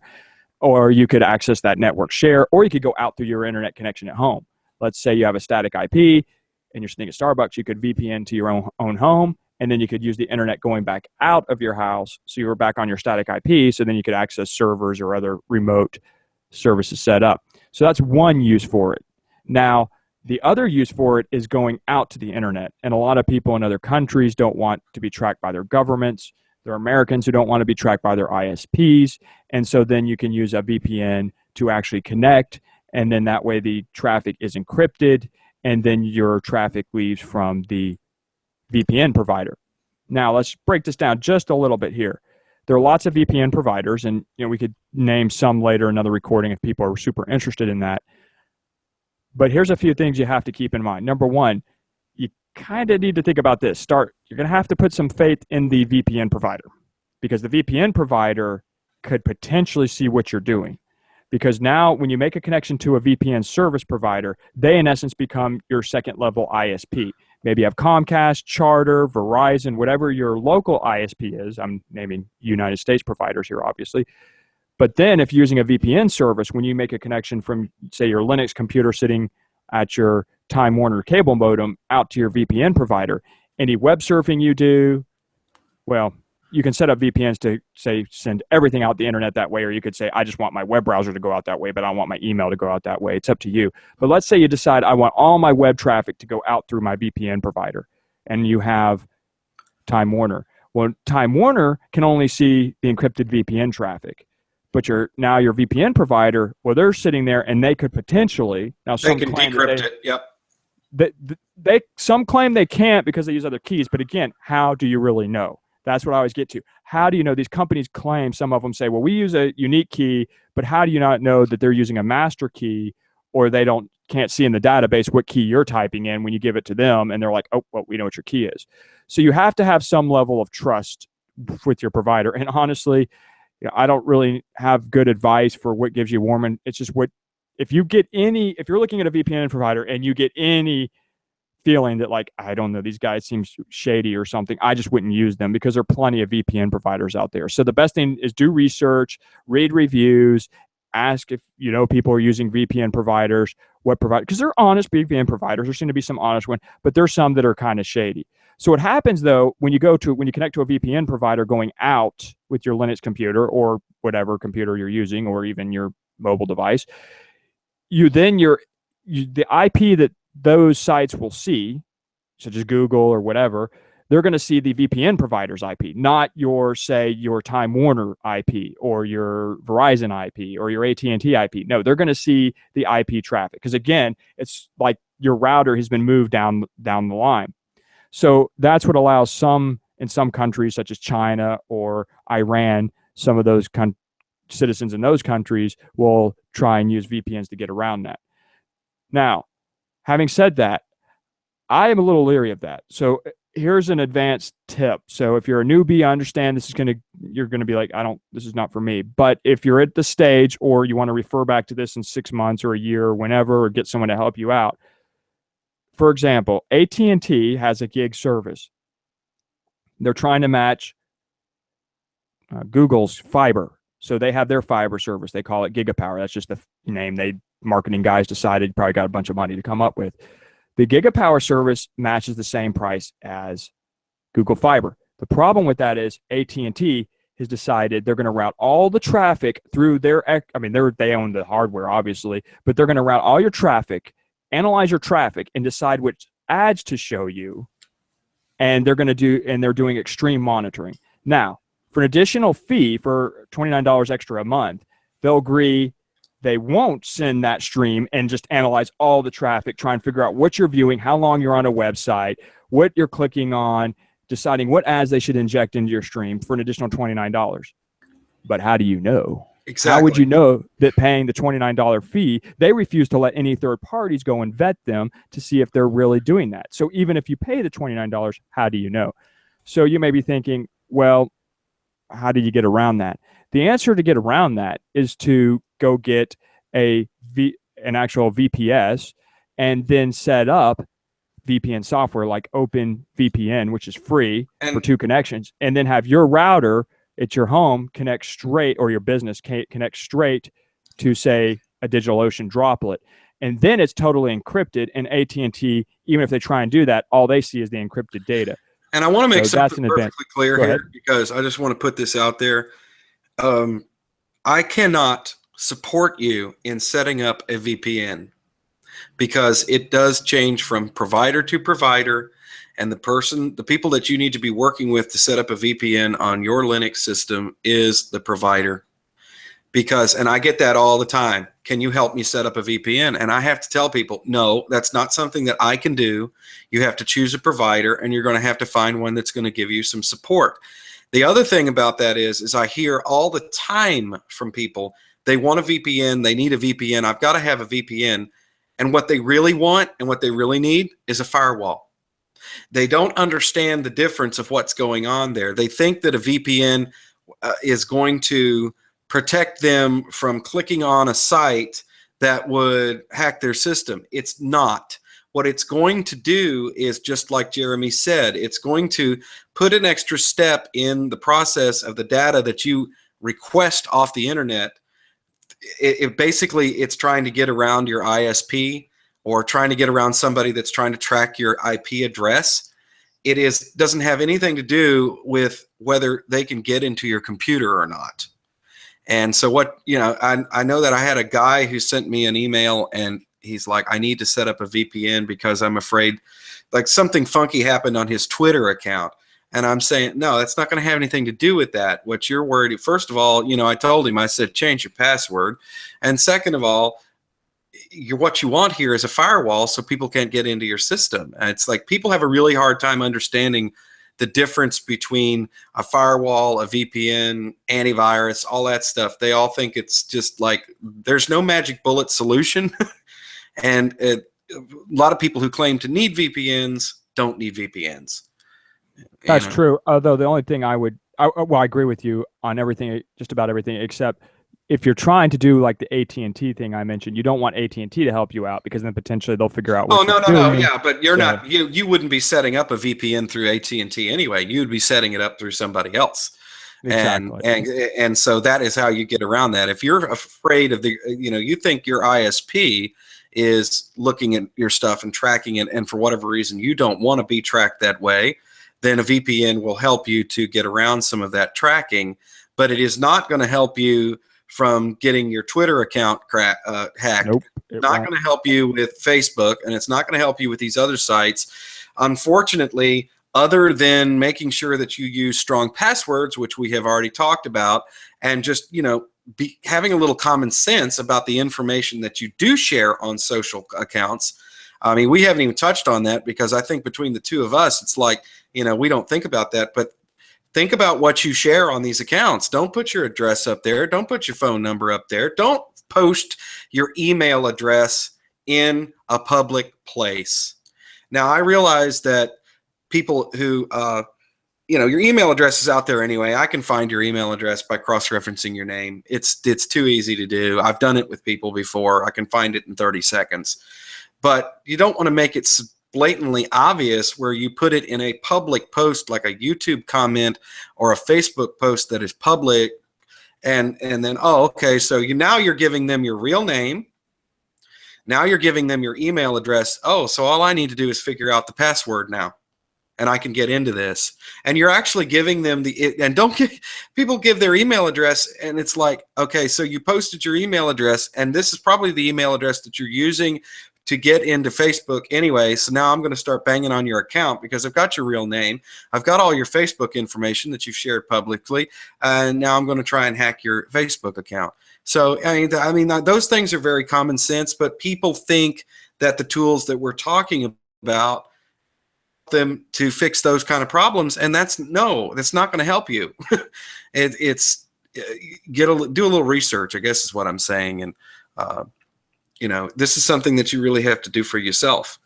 And there's no magic bullet. There's no one program that you can. This is how I'm going to say this because we're going to get into encryption next. We're going to move on to encryption, but I want to get this in there somewhere.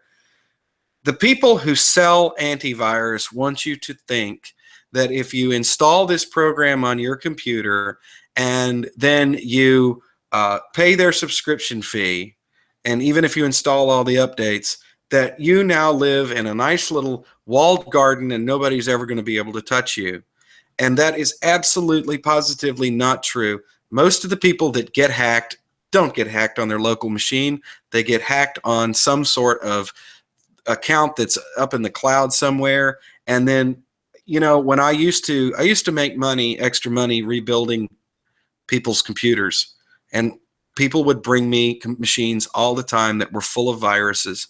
And I'm telling you that 9 times out of 10, the machines that were completely destroyed by a virus had antivirus installed and it was updated, because you are actually bringing this stuff onto yourself. If you go to websites that are unscrupulous, if you're running a Windows machine, there's so much junkware out there for Windows. It's like, oh, if you want to play this game, then you have to download this service. And you have no idea what's coming down with that. Those are the real dangers there.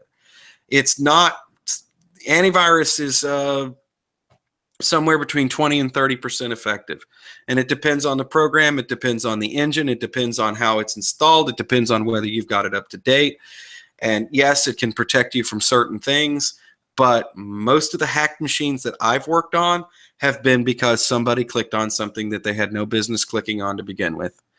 Or they got some sort of drive-by hack that came along because there was, you know, what'd you call it? Malvertising.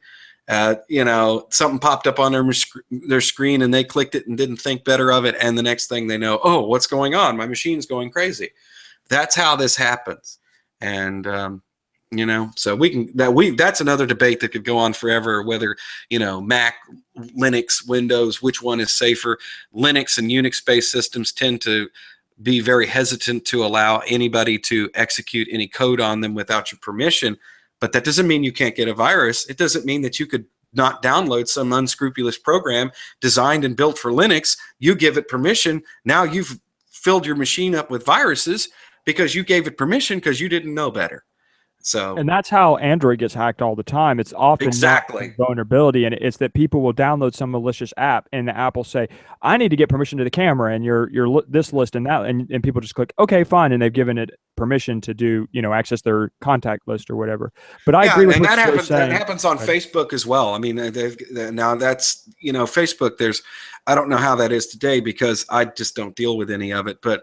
You know, you'll go to a website and it'll say, let me log in with Facebook. And oh, by the way, I want to get to all your contacts and I want to have a list of, don't do that, because then you're just opening up your friends to get hacked.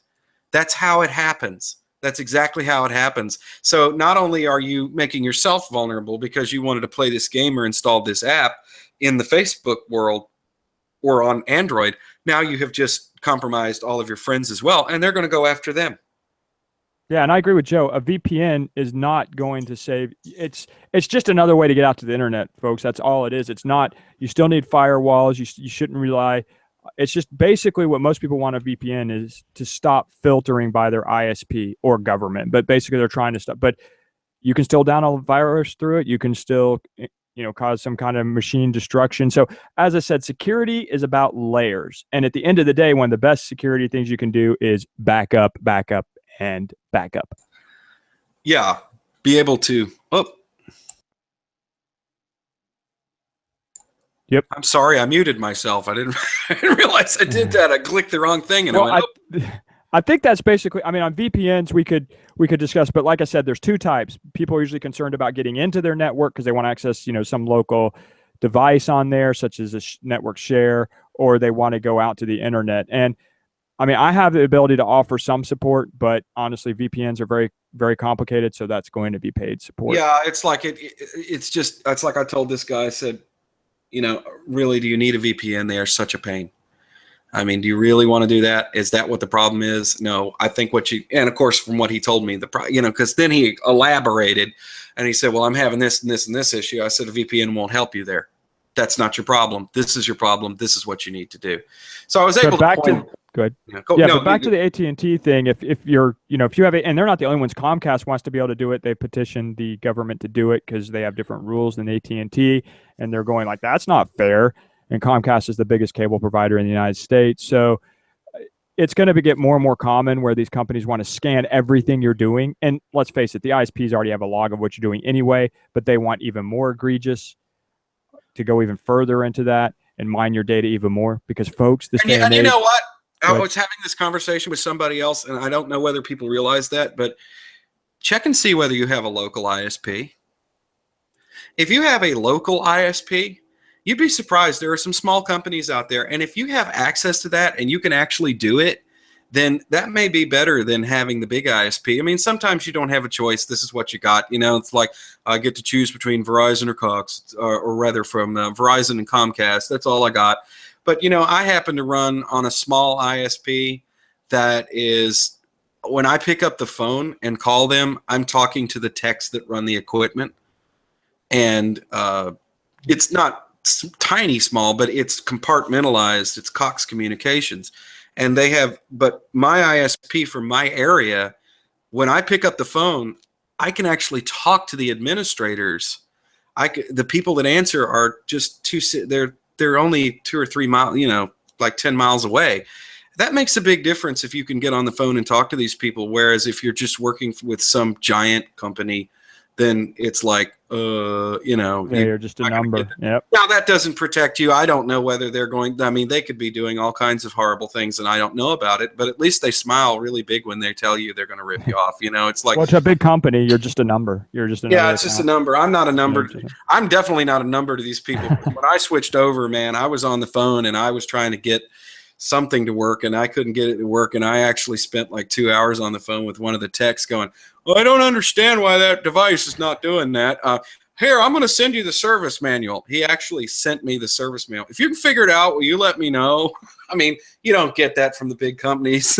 Yeah, it's pretty rare. I mean, I've only had that once dealing with AT&T where the guy was interested and wanted kind of a follow-up. But in general, they just don't. They don't care. So, yeah, I mean, that's the thing about VPNs. I mean, you can do it, and you also have to keep in mind that not every router is going to be able to do it. So if you're thinking about a VPN, you need to really do some research or get some help from somebody, because just going to buy that $40 router at Best Buy or $30 router generally is not going to be very sufficient. So you just can't go buy anything. You've got to plan for a VPN, or if you already have something you want to move to it, you need to plan your steps. Just don't go willy-nilly and I'm just going to go off Newegg or Amazon or eBay and just buy something. And now I want to. Well, the point is it's not a download. It's not an app that you install on your computer or that Well, you can do it if you just want your local computer, but if you want your whole network, it's not going to do that. If you want your local computer, you can go to a VPN service, and a lot of them will have clients, although not all of them have Linux clients, and you can get just that one computer. But if you're talking about, you want to get back to your network somehow from like Starbucks, you don't just use, it gets a lot more complicated if you want software. Now there's sync stuff, and we're not gonna get into all that, but no, we're not going to touch that because we really need to get on to encryption. Yeah, we need to get on that so we can get this. I know this is starting to run pretty long for people. Okay, so let's move on. And I know before someone in all this is going to say, but you forgot this. Yeah, we know. We're not trying to be the most comprehensive. We can't do it in one day. And like I said, this will probably get broken up over time and end up doing more intense demonstrations of different things depending on what you react to. So be sure and comment on this and say, well, I'd like to know more about this or that, and we'll definitely take that into account. But this is another thing that I get asked a lot, and you probably do too in your circles there, Jeremy, and that is encryption. So here we go. Let's talk about it. Okay, encryption. Well, obviously, this is another subject that we could spend weeks on, but we can only cover so much. And so before people start saying, but you forgot, we know. It's, again, just a very gloss over it. So, okay, encryption. Well, obviously, if you don't know what encryption is, and we're going to be showing something on the screen. In just Yeah, a few now moments. you got to pay attention. If you're one of those people that's playing this in the background and you're off doing something else, now is the time to stop the video and wait till you can watch it, or pay attention. Here we go. Stuff on the screen. Yeah, because we did show a little bit before, but now I'm going to get into commands and so forth. Encryption is basically, just so we touch on what that is, it's taking information that you and I can read, us humans can read, and then running it through a special program, whether different kinds of programs, and then on the other side, it's all just looks like goop. It's just like random text, it's characters, it's like, what is that? And of course, most of us now are familiar with like the Germans in World War II, and they had, all the Enigma stuff and all that. So, and there's different versions of encryptions. There's different, in essence, what they call algorithms, different ways to do it, just like there's different languages that we speak. And one of the most common one is called AES, or the Advanced Encryption Standard. And so that's what's heavily used now a lot. And then you have what's called the bit of that. You may have heard that term, like, what is this 128-bit encryption or this 256-bit encryption? That's just how long basically they're going to encrypt it. A longer, the bigger the bits, the more encrypted the data is, the harder it is to break it. And of course, we have to keep remembering computers get faster. So 128-bit encryption is still considered fairly decent in certain situations, but obviously computers are a lot better to break it now than they were, 5, 6, 7 years ago. And then we'll keep moving up. It's a cat and mouse game. So there are different ways you can encrypt. You can encrypt the whole drive, which Linux offers a lot of distros when you go install it. Or you can encrypt just a folder or a few folders, for example, directories, or you can encrypt just single files. And there are different ways you can encrypt it. So we're going to look at some tools. Now, again, I'm not saying these are all the tools. There are multiple ways of doing this. There might not even be the best tools. This is just what we're showing you. Well, yeah, these are just different tools for different situations. So the first one, and it's up to you to decide, and it's not an either or. You can use a combination of these methods depending on what you're trying to accomplish. For example, you might not always need to encrypt a full partition or folder. You might decide, I just need to encrypt this one file, and I don't need to drag out some big program to do it for me. I can just do this with the tools already built in. So the first thing I'm going to show you is called GPG, and obviously it stands for, unfortunately folks forgotten off the top of my head what that stands for, but I'm going to show you, this is a tool that's usually installed in Linux. And if not, you can do your yum or your sudo, do either sudo on both situations. You can do yum install GPG, or you can do an apt get or just apt and do it that way. Or of course, if you're on Manjaro, you Pacman or whatever. Yeah, but most distros, this is something that just ships along like the SSH. It should. There. Yeah, it should, but if it happens to be missing, so in fact, I'm gonna go ahead now and go to, let's see, my terminal, and so you should see the terminal. So if I go in here and I type GPG and hit enter, you'll see it's creating a directory. But really, that's not this is how you can just create a single message. But that's not very useful for us, because that's not, sorry, I forgot the control. Well, actually, before I do that, let me back up real quick, and let's actually create I'll do it all at the command line. How about that? Just use the touch command. Encrypt nothing. Actually, why is it not wanting to close on me? Control C. Yeah, it didn't seem to want to do. Okay, well, for some reason it didn't want to, whatever. So what we're going to do here is I'm going to ls our directory. So I'm sitting here in my main directory for my home user, Jeremy. And so what I'm going to do, though, is we'll just, let's go ahead here and actually, I could touch it and create it, but I want to actually VI, and we're going to say, we'll call it protect.txt. Because what I want to do here is I'm going to just put in here, I'll put hi gang, and then I'm going to go ahead and save this. Okay, and then you'll see here, if I ls it, we now have protect.txt. And just so we can see what's in here, I'm going to do a cat command on this so that we may see that. You can see here we have hi gang. So go ahead and clear this. So now we have our text, but it's not secure, obviously. So we don't want people to be able to read this, for example. So let's do a GPG on this. And so again, this is a utility that should be built into most Linux distros. So all we have to do is we just do simply GPG. I think I said B before, and if I did, I apologize. It's GPG. G, sorry. Then we use the -C flag, because that's just simply meaning create. And then we're just going to type the file name we want to encrypt. And in this case, it's protect.txt. So it's now saying the agent's not available, but that's fine. We're going to go ahead and enter our password, repeat our password. And now if we ls it, you'll see here that we have protect, which is our original document, and we have our GBG file. So let's go ahead and look at that. Once again, I'm just going to show you for the sake of demonstration here. There's our unencrypted, unprotected text. And then let me do another cat here. I can go ahead and just complete that. And let's get this.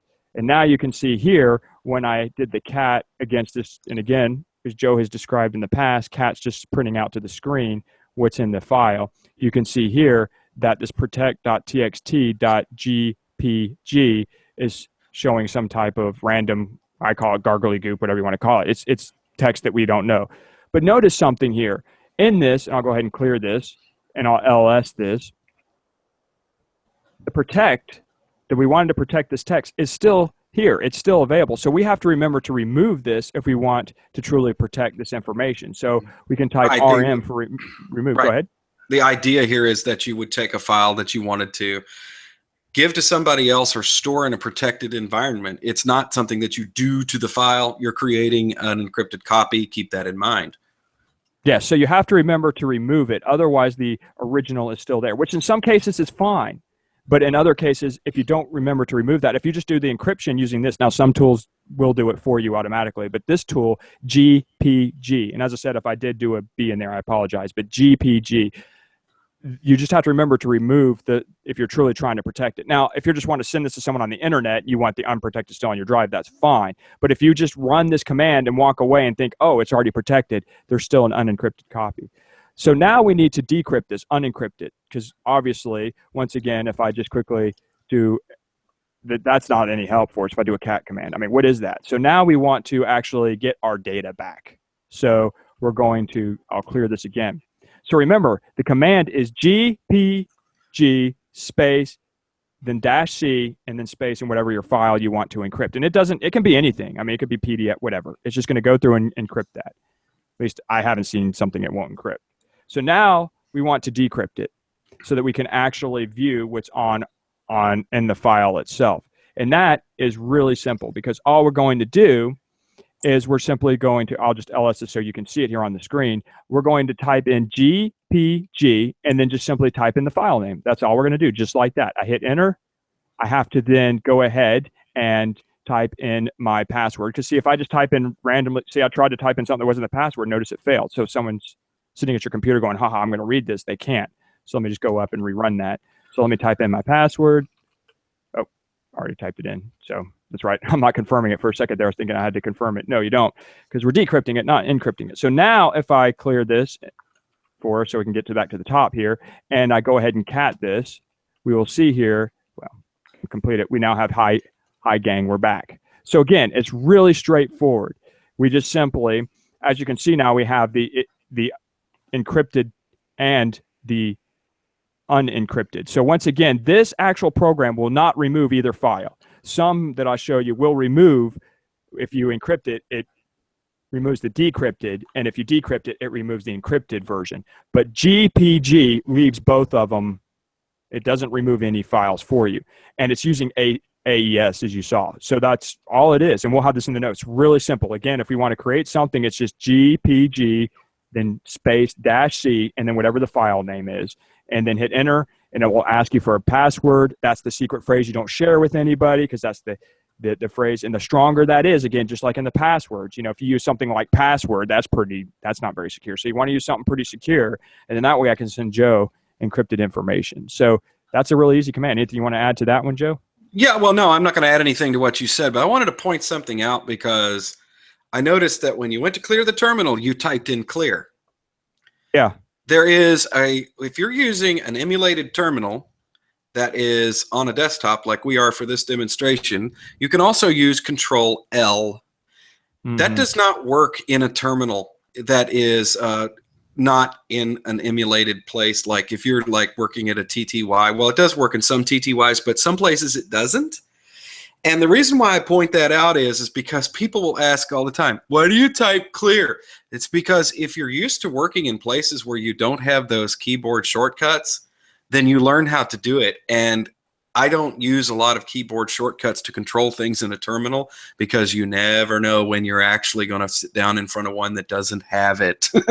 Just, it's totally off the subject, I know, but it was just, I saw that and I know that somebody out there is going to go, well, you know that you can type, you know, just control L and it'll clear the screen. It's like, yeah, we know, but not everywhere. So that's why. Okay, so we've talked about GPG, and what else did you want to talk about with encryption? Because there's some other encrypting things out there. There is.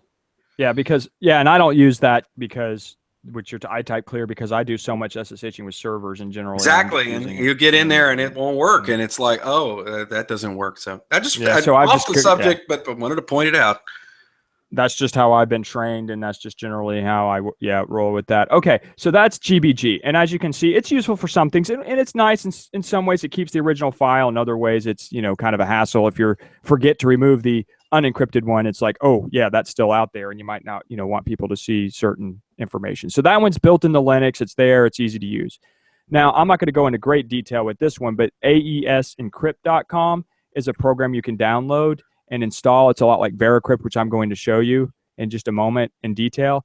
But this one's one that is like Decrypt. I just wanted to mention this. You can see here that we have Mac and Linux and Windows. And so, and the reason I mention that is because you may still have a Windows box in your house, and it's good to use tools that work on both at times, because that way, you know, you can kind of run one tool and not have to keep doing kind of other tools at the same time. But, you know, I just throw that out there for what it's worth. It's open.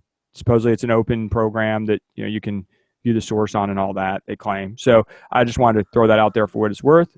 So that's there.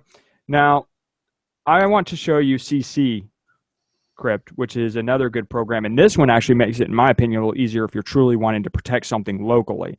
Because I think you have it on here, you have it in the notes as BC Crypt. Well, I'm going to skip over that one because that one's disabled on Debian, but that one's there in the notes. So okay, I see. BC Crypt is available, but because it doesn't do it in a very secure way, if in fact, if I try, well, here, I'll go back.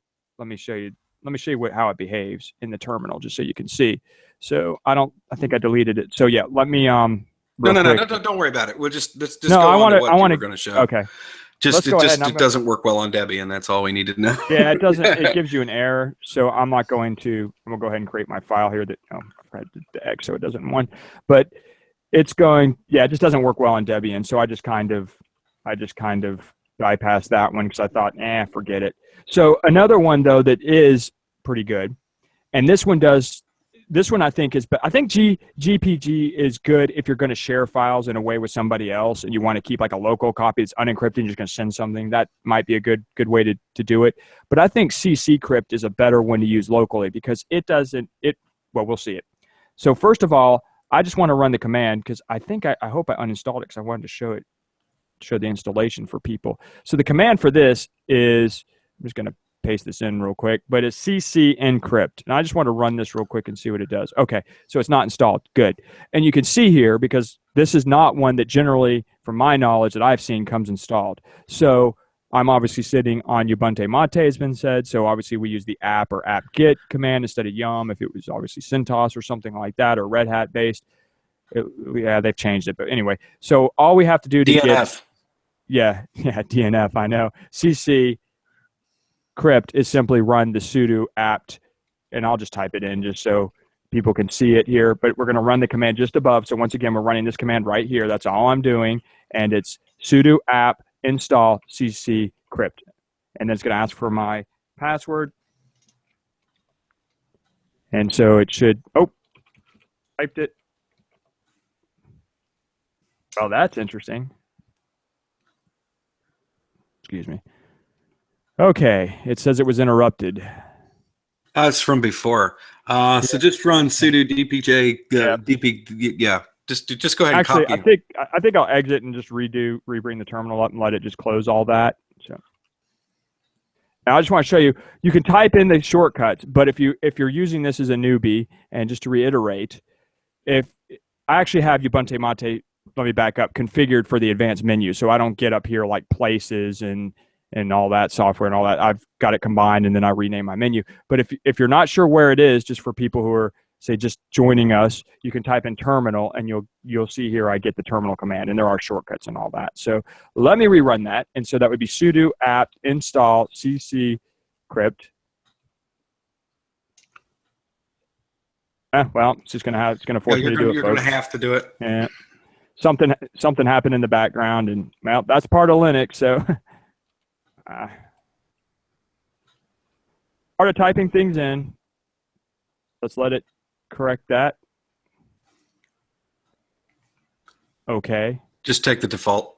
Yeah, I'm just going to take the default on that. Okay, so let's type this again. Well, let me clear the screen. Oh, I need to, hold on, folks. It's a little bit bigger here for you guys. Okay, that's part of running Linux. It sometimes happens that somehow I was removing something earlier before playing around, and it just happened. So anyway, that probably happened when we were sitting there trying to get the thing to share the desktop, and it probably yeah we like actually shut it down in the middle of it doing that. Mm-hmm. That probably happens, and that's part of Linux. So, but you saw it gave me the command there. I mistyped it, and so I don't have my keyboard all the way out because of the microphone. But it gave me the command. So in that situation, and I'm working on servers, sometimes they often don't give you the command. They just error it out. But anyway, so let's go back to what I was saying. So we're going to clear that, and we're going to sudo apt install cc crypt.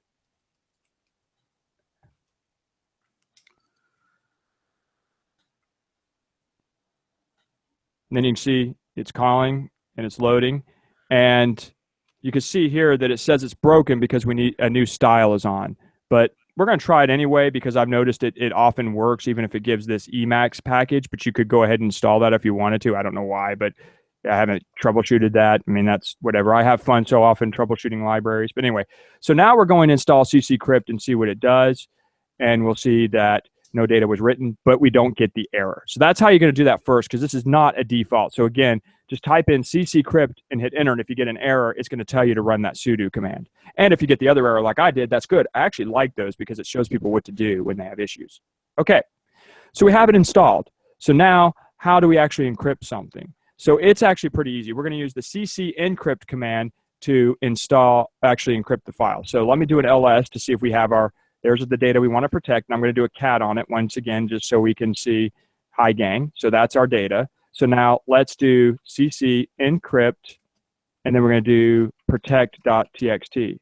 And now it's asking for a key. Now, just like before, the key is something you make up. This isn't something that you have to go look for because it's something that only you should know, or if I was going to share this with Joe, he should know it so he can decrypt it on his end. But I'm just using a simple key testing because and you have to repeat it because if you mistype it, it's going to say, "Whoa, sorry, you didn't." It doesn't agree with each other, just like confirming it.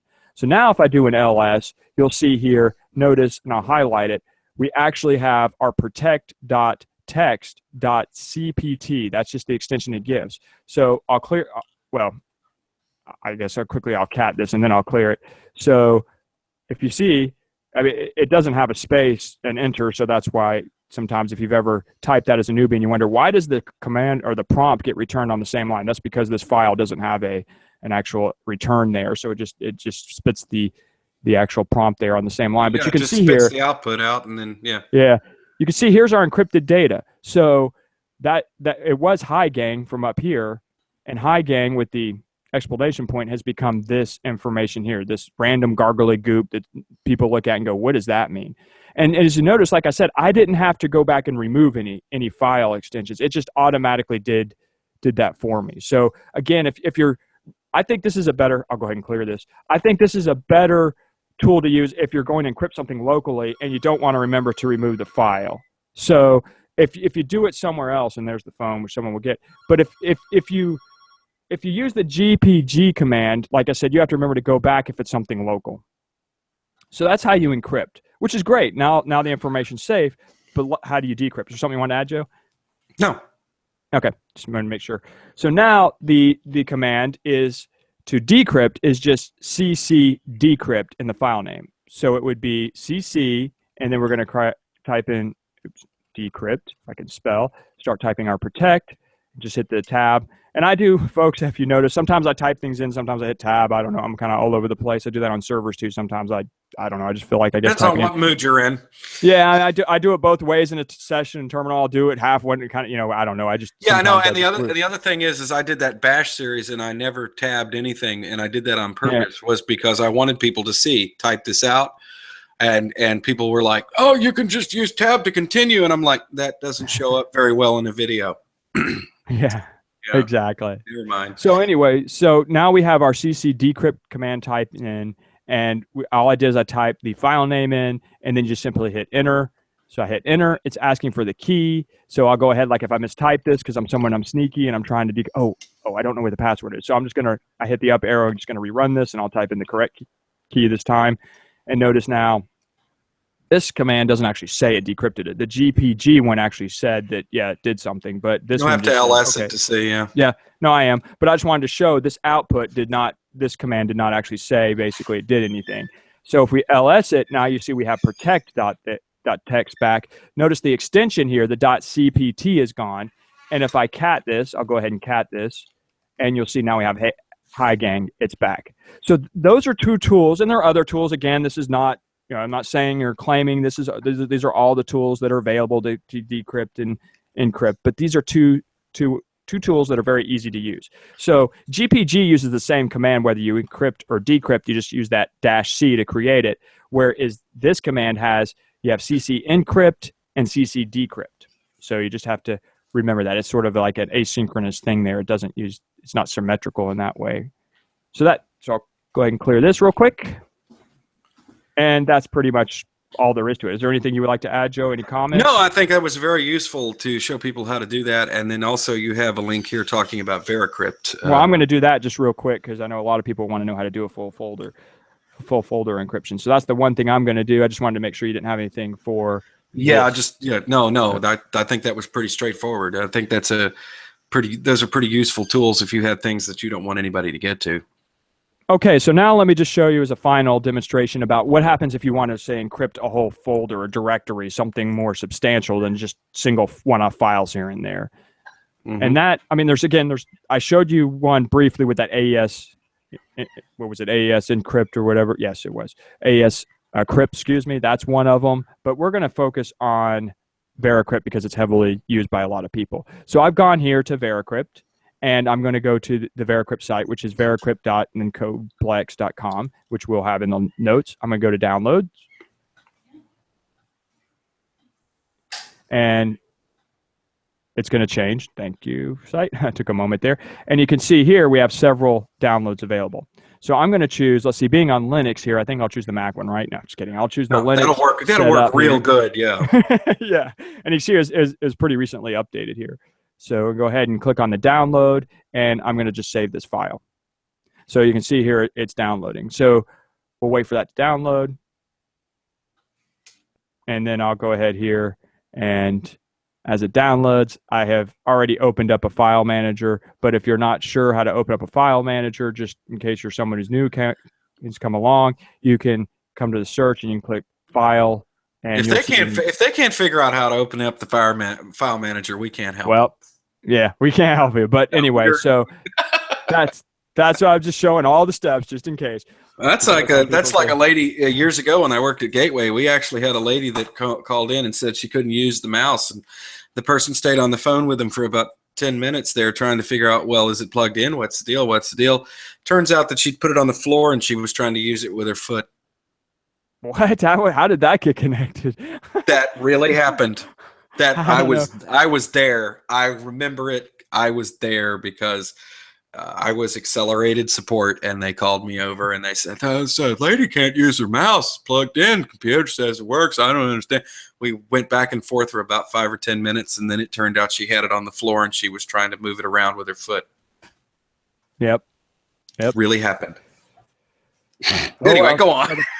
So the program has downloaded, as we can see. So I'm in my home folder, and I'm going to go ahead and click on downloads. And then you'll see here we have the Decrypt installer. It is a tar, and then it has additional compression on it. So when I double click on that, then you're going to get the program, the archive viewer, basically extractor to pop up.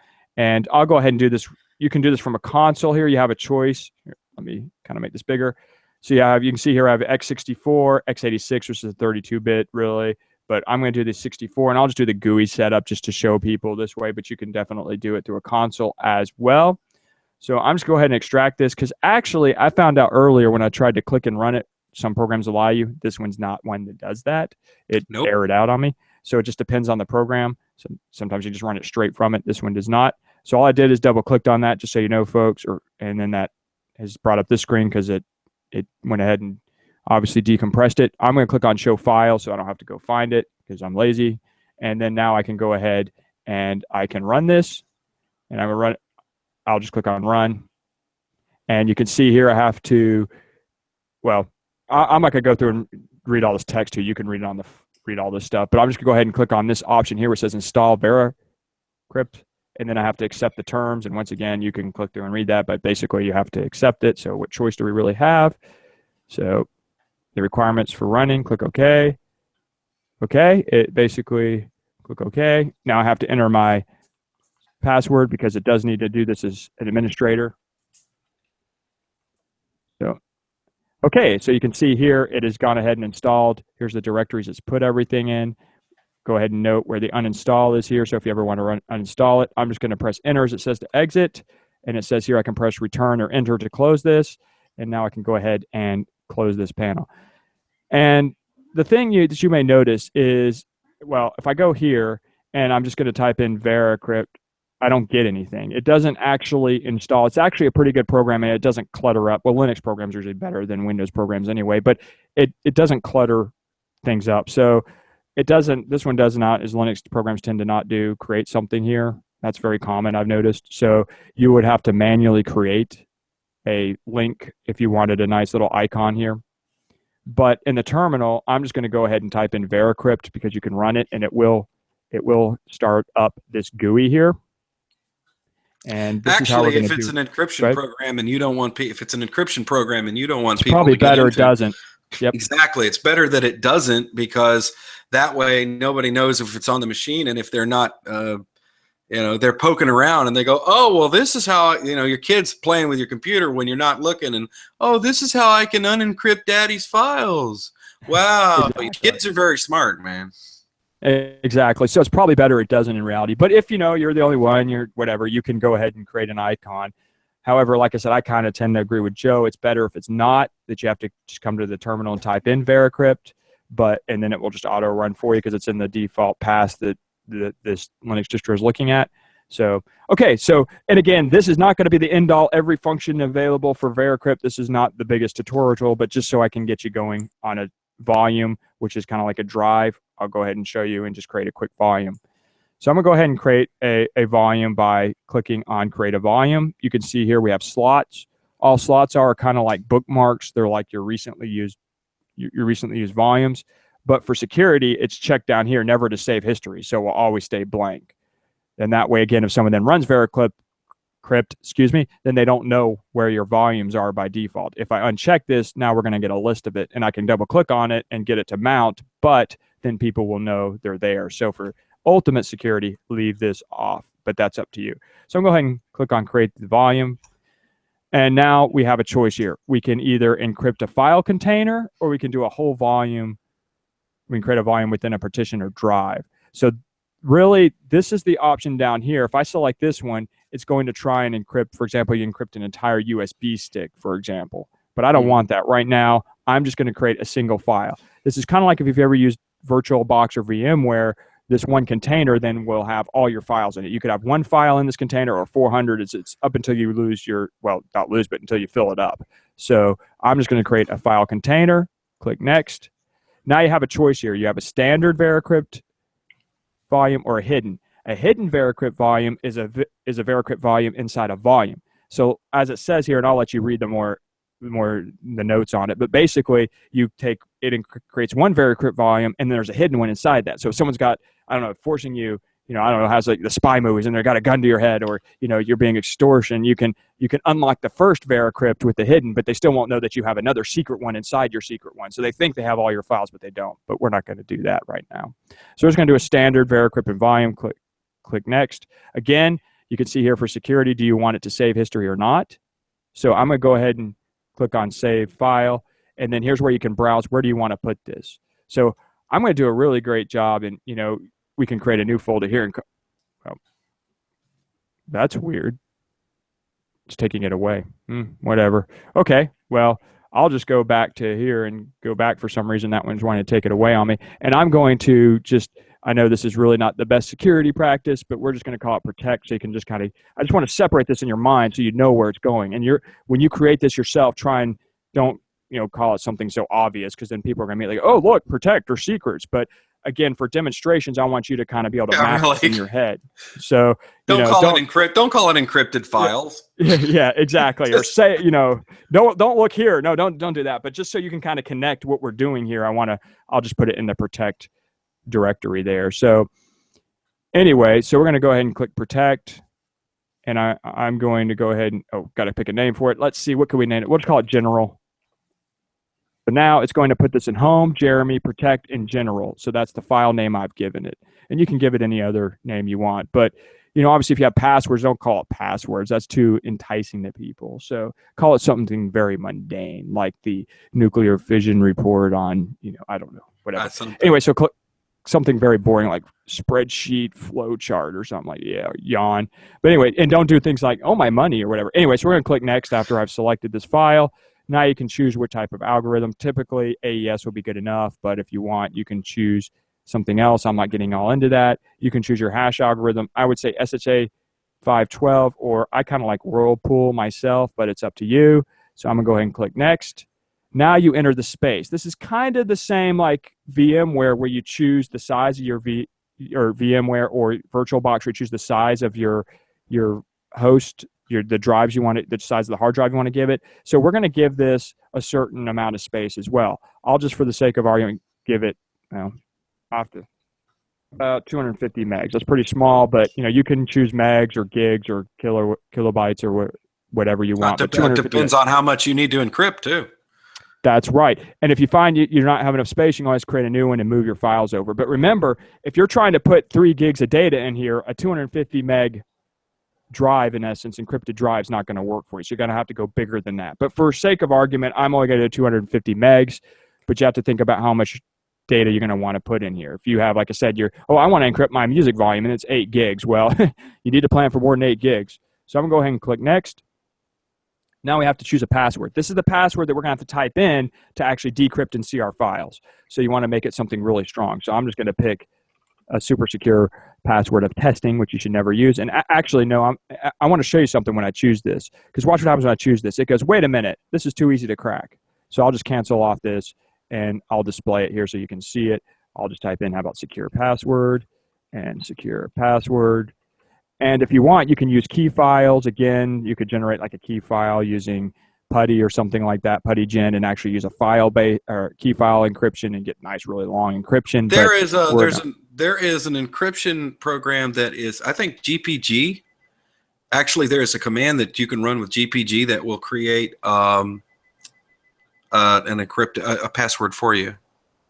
Mm-hmm. Yeah, you can do that. That's like hitting me being wrong. It's a utility that I used to use all the time. I don't use it anymore, and I want to say GPG, but maybe I'm wrong. Somebody out there might know which one I'm talking about, but it's like really simple. You just type in this one command, and it comes up, and it gives you a secure password, and then you can put a passphrase on that password as well. So I don't remember what it is. Yeah. Never mind. Go on. That's fine. But however you want to do it, you can use KeePass to generate a long KeePass will and LastPass will generate passwords for you. So you could use that and generate long passwords. Anyway, so you just generate your password. You will need to remember this, so don't forget it. Somehow remember. Yeah, right as a sticky note sticking on your monitor, right? Ha ha ha. Just kidding. That's a good idea. So anyway, click Next. And now we get to format the actual partition, which is pretty cool. We can choose what type of file system we want it to mount as. I'm just going to choose Linux extension 4 or ext4. Click Next. And now you can say, I will mount the volume on other platforms or only Linux. So if you were going to say potentially mount this so you could have Windows access it or Mac, you would want to choose that. I'm not. I only want Linux to do actually mount this partition. So I'm fine with just letting Linux do it. And then now we actually need to start the formatting process. So you move the mouse around, so you randomly generate the necessary keys for it behind the scenes. And then we can go ahead and format this. It's kind of similar to setting up a virtual box. So it's going behind the scenes and all the goodness and creating the encryption using AES. And now we have to type in. Here's the question. If you run the lsblock command, can you see this? Well, it depends on what you do, but no, you'll just see a file is there. Yeah, I'm talking about when it's mounted, though. It can tell something's mounted on the system, yes, because you've in essence decrypted Right, it. so that's the same thing that you see with like snap packages, because snap packages are created in containers, similar to this. So if you This is doing something weird to me now. This was not happening. I think this is when we were messing around earlier trying to get this. It's now deciding it's not wanting to cooperate with us. As of goes when you try and show things off. Exactly. It was working fine when I did this earlier, and now for some reason it's saying there's no DM setup. Well, let's see if it went ahead and created that file. Sometimes, no, it did not, folks. Okay, well, let's see what happens if we just, maybe it just took a little, here, I'll just fly through this again. Let's see, protect, type in general. That's odd that it didn't, oh, I created a general earlier. I wonder if let's go general test. I'm just gonna go through this real quick. Keep forgetting I can't use in the VM. It turns off my number lock there. Okay, we'll go secure password on this. I think I created a general one earlier. I think that's the one I used, and it may still be detecting remnants of that. Mm-hmm. Can happen. Okay, so I just put in my secure password as I was telling you earlier, folks. So we'll have to say that did not happen. So let's see if that's it. Okay.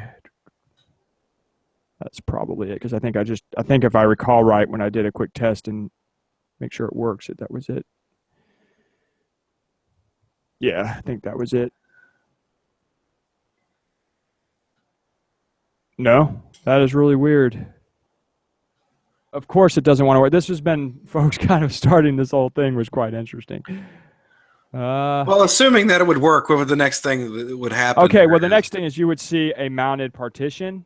So if we go back here, you would have, you would actually have a mounted device here, and you would just be able to use it like a normal device. Darn, why is it not working? That is odd. I mean, I know I could troubleshoot this, but obviously being in a session here, it just.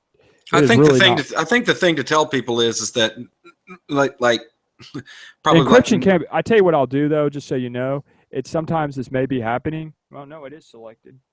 Go ahead. Sorry. No, I was just going to say that 99 times out of 100 it works fine. It's just not working because we're recording. And honestly, that may be part of it, that this machine is broadcasting out and there may be something going on. I honestly do not know, because I tested this on this machine to see if it would work. Here, let me just do testing. This is really odd that it's for some reason not wanted. Yes, I'm okay with that. Let's try ext4 there. Just one last time. Okay, mount it. Moving the mouse again for our randomness here. Okay, format. Just let it be. Come on. I don't know. Well, unfortunately, I guess we'll have to do another video on that. But what would happen, that sometimes happens, folks, what would happen is you would get a device, it would mount it to the device. It would mount a virtual device in that folder, and everything that you put in there would be encrypted. And basically what you would do is you'd come here to actually mount a volume. And what I would do here is I'd go select a file. I would go to protect, in my case. I'd select general. I'd click open, which of course I don't have one, so I can't. And then it'll ask me for my password. And then when my passwords enter, it will mount the device, and it will look like a USB stick, basically. It will look like a removable USB stick in essence, or like a USB stick would appear. And then I can simply just put data in there. And then when I'm done using it, I would come back here and go dismount. You'll actually change it. You can do dismount or dismount all of your partitions, and then it will just simply disappear from there. But the file would be here. It'd be protect in general in here, because that's what I was trying to name it, or general test. And yeah, I don't know, this virtual machine seems to be having certain issues, and I apologize, but that happens sometimes. Yeah, we were having issues with it before we even started the video, and yeah, exactly. Even when it's installed, CentOS somewhere to try and fix the problem. And anyway, so maybe Yeah, it's just so yeah, I you think just it's trashed this VM, man, is what the deal is. You have to just well, build I know. It's just, and before we got that error when I was trying to stuff, but I did all this before just to make, even though I've done it, I've tried to do it on a cleaner VM just to hopefully have it work right. So I thought I had my environment, but that's, and then you start doing these things, as you know, Joe, and then your mind goes, oh man, this error, I don't have whatever. But basically, again, you would have a drive here. So let's say for argument, you sat down at your computer, you had one working. I really wish I could get one working for you, but here, I'll just go ahead and close this down. So just for the sake of argument here, oops, nope, cancel because we have Chrome. So you would come here and you would say, okay, I need to use Decrypt. So you would go to your terminal, and again, if you don't know how to get to a terminal, I can go here and hit terminal, or if you don't know how to Control T. Yep, that works too. But in my system, it's here. You can use like Joe said, or you can start typing in terminal and get that. There's multiple ways to get there. And then type in Decrypt. It'll load the interface, and then it doesn't really matter which slot since I don't have any mounted. And I'd simply select the file by clicking on this button. I would go to wherever it is. In this case, protect is where I was trying to put it. Although it's possible, you'd mount it up. Yeah, yep. It's possible that because of this file, the way it was created, let's try sticking it. Try it one more time. Yeah. We've had this where we tried a few times, and I don't know. So I'm going to click create again, and I'll walk you through We're going to create an encrypted container, standard encryption, select the file. See, we'll put it in, well, let me just select the location first. So I'll put it in Jeremy, and I'll just type in, let's do something else. Let's do, say, easy. We'll do easy Linux, because I have not typed that anywhere in the system. So that should be a clean path. Do AES. I'll just leave it all the defaults for right now. And by the way, you can benchmark this on your system to find out which is slower. Or you might find something. Earlier, I did 100 megs. So I keep doing that. I keep trying to use my number pad, and I forget it gets turned off on a. I bet you that might be part of the issue there, is that you don't have 100 megs in this machine. I do it. Yeah, if you look back here, it has 16.2 gigs available. Oh, well, never mind. I was thinking in terms of virtual machine. Okay, never mind. Okay. So I'm doing the secure password again, which is really secure. We'll go next. Choose the Linux extension 4, but you could choose, if you want 3 or 2 or, X, whatever. I'm going to... you know what? I thought No. You know why that didn't make any sense to me? I thought that you said that you'd put in 100 gigabytes. My brain just went... I was like, I did okay. megs. No, yeah, that would. You did megs. No, you got plenty of room for that. Never mind. Sorry. Yeah. Yeah. Okay, so once this is filled up, you click on the format button, and let's cross our fingers, people. Come on, work. Come on, work. Come on, work. Come on, work. Okay, so we're gonna type in my administrator password because it has to create stuff behind the scenes, and for some reason, it just does not want to cooperate. It still is not going to work for you. And it's possible this DM setup is it's probably missing something. And honestly, I'm not sure. That's something that I would have to double check as. Although actually, folks, one thing you could do is if we run this as sudo off the bat, although I did not do that earlier, I wonder if, just out of curiosity, if I just fly through this real quick, we'll just say call this. Okay, last time, then we're going to have to wrap up. We've just gone on and on. I know. I'll just call this a test. I don't care.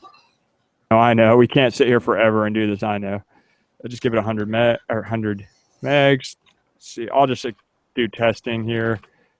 I really would like to show you so you guys have a idea of what it looks like, but because I know you get a lot of questions, Joe, on this. So, okay, move this around. Last attempt here.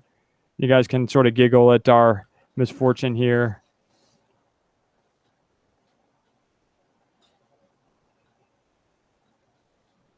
Yeah. Oh, well. But anyway, like I said, it would mount it there, and you'd be able to just use it as if it's another drive. Just don't forget to dismount it so that when you're done using it, and then you can always come back and mount it again. And I could troubleshoot this and have this working next time. I'm not really sure, but I'm pretty good at trouble. I have all this. Welcome to reality. Now, the last 10 times that you set this up on 10 different machines, did you have this problem? No, I've never had this exact issue.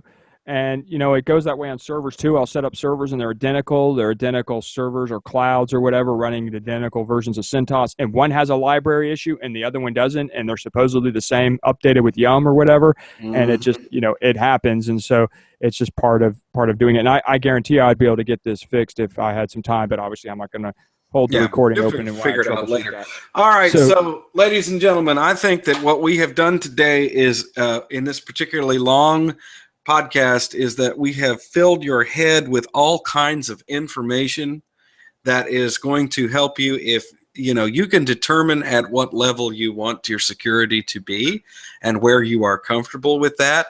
We started out with simple basics, we worked our way up, and now we're into administrator level solutions here, looking at Decrypt and encrypting files. So whatever level of security you are most comfortable with, this is the steps that you take to get there. So thank you very much, Jeremy O'Connell, for putting this together and doing this. He really was in presenter mode today. He did all of the research, and he's the one who has put all this together for us. So thank you, Jeremy. This was actually very educational. I learned a lot just watching you do this today. So I'm sorry some of them didn't. We had some errors, but hey, that's working with Linux, working with anything. Right. Windows is the same way, so it's just part of it. And I can't obviously hold you guys on there, and then when you're doing something in a it's like remember what was it? Bill Gates trotted out. Which one was it? Crash. 98. Yeah, Windows and a blue screen. 98 or XP, and right there on stage in front of God and everybody, it just came up blue screen of death on the projector, and it was like, people laughed. That was funny.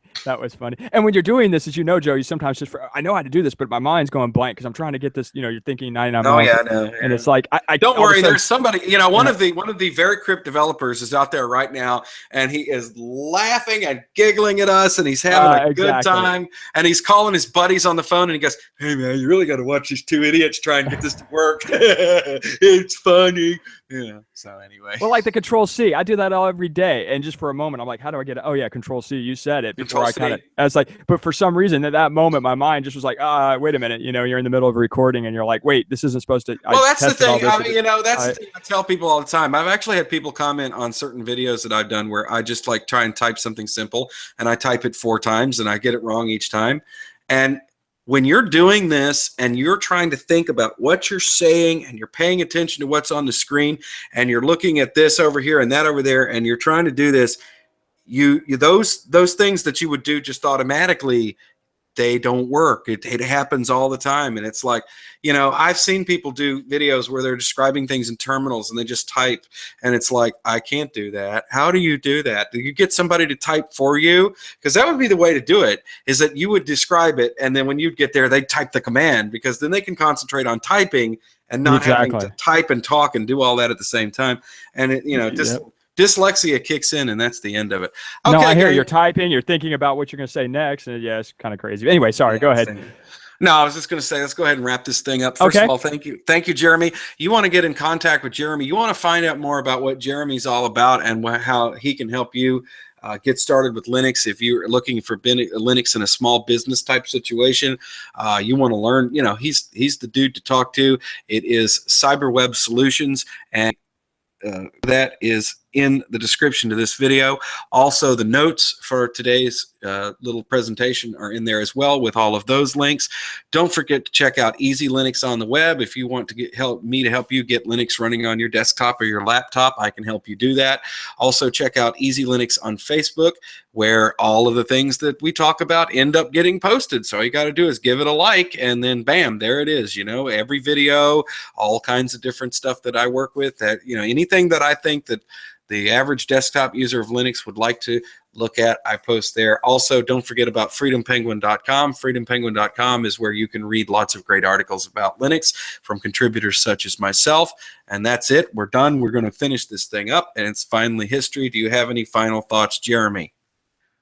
No, just remember, we threw a lot at you. As Joe said, that's okay. Just save this in your favorites or something. Refer back to it every 3 or 4 months as you learn more about Linux. And I'll do my best to help people out if you need paid support or whatever, and maybe point you in the right direction. But as I said in previous recordings, I do a lot. I set up a lot of servers, maintain, so I can only do so much for free. Sorry, but I'll do what I can. And But a lot of this is the idea here behind this is just to introduce you to the concept, and you can go out and find this information for yourself, especially working with things like Decrypt, VPNs, setting up your router. That's all individualized stuff. So what you want to do is, this is a situation where you want to use Mr. Google. He's your friend, and Mr. Yahoo can help you too, and DuckDuckGo, and whatever your favorite search engine is. Hit those forums, put the pertinent information in there, and see what you come up with, because that's where it is. It's all out there on the internet, gang.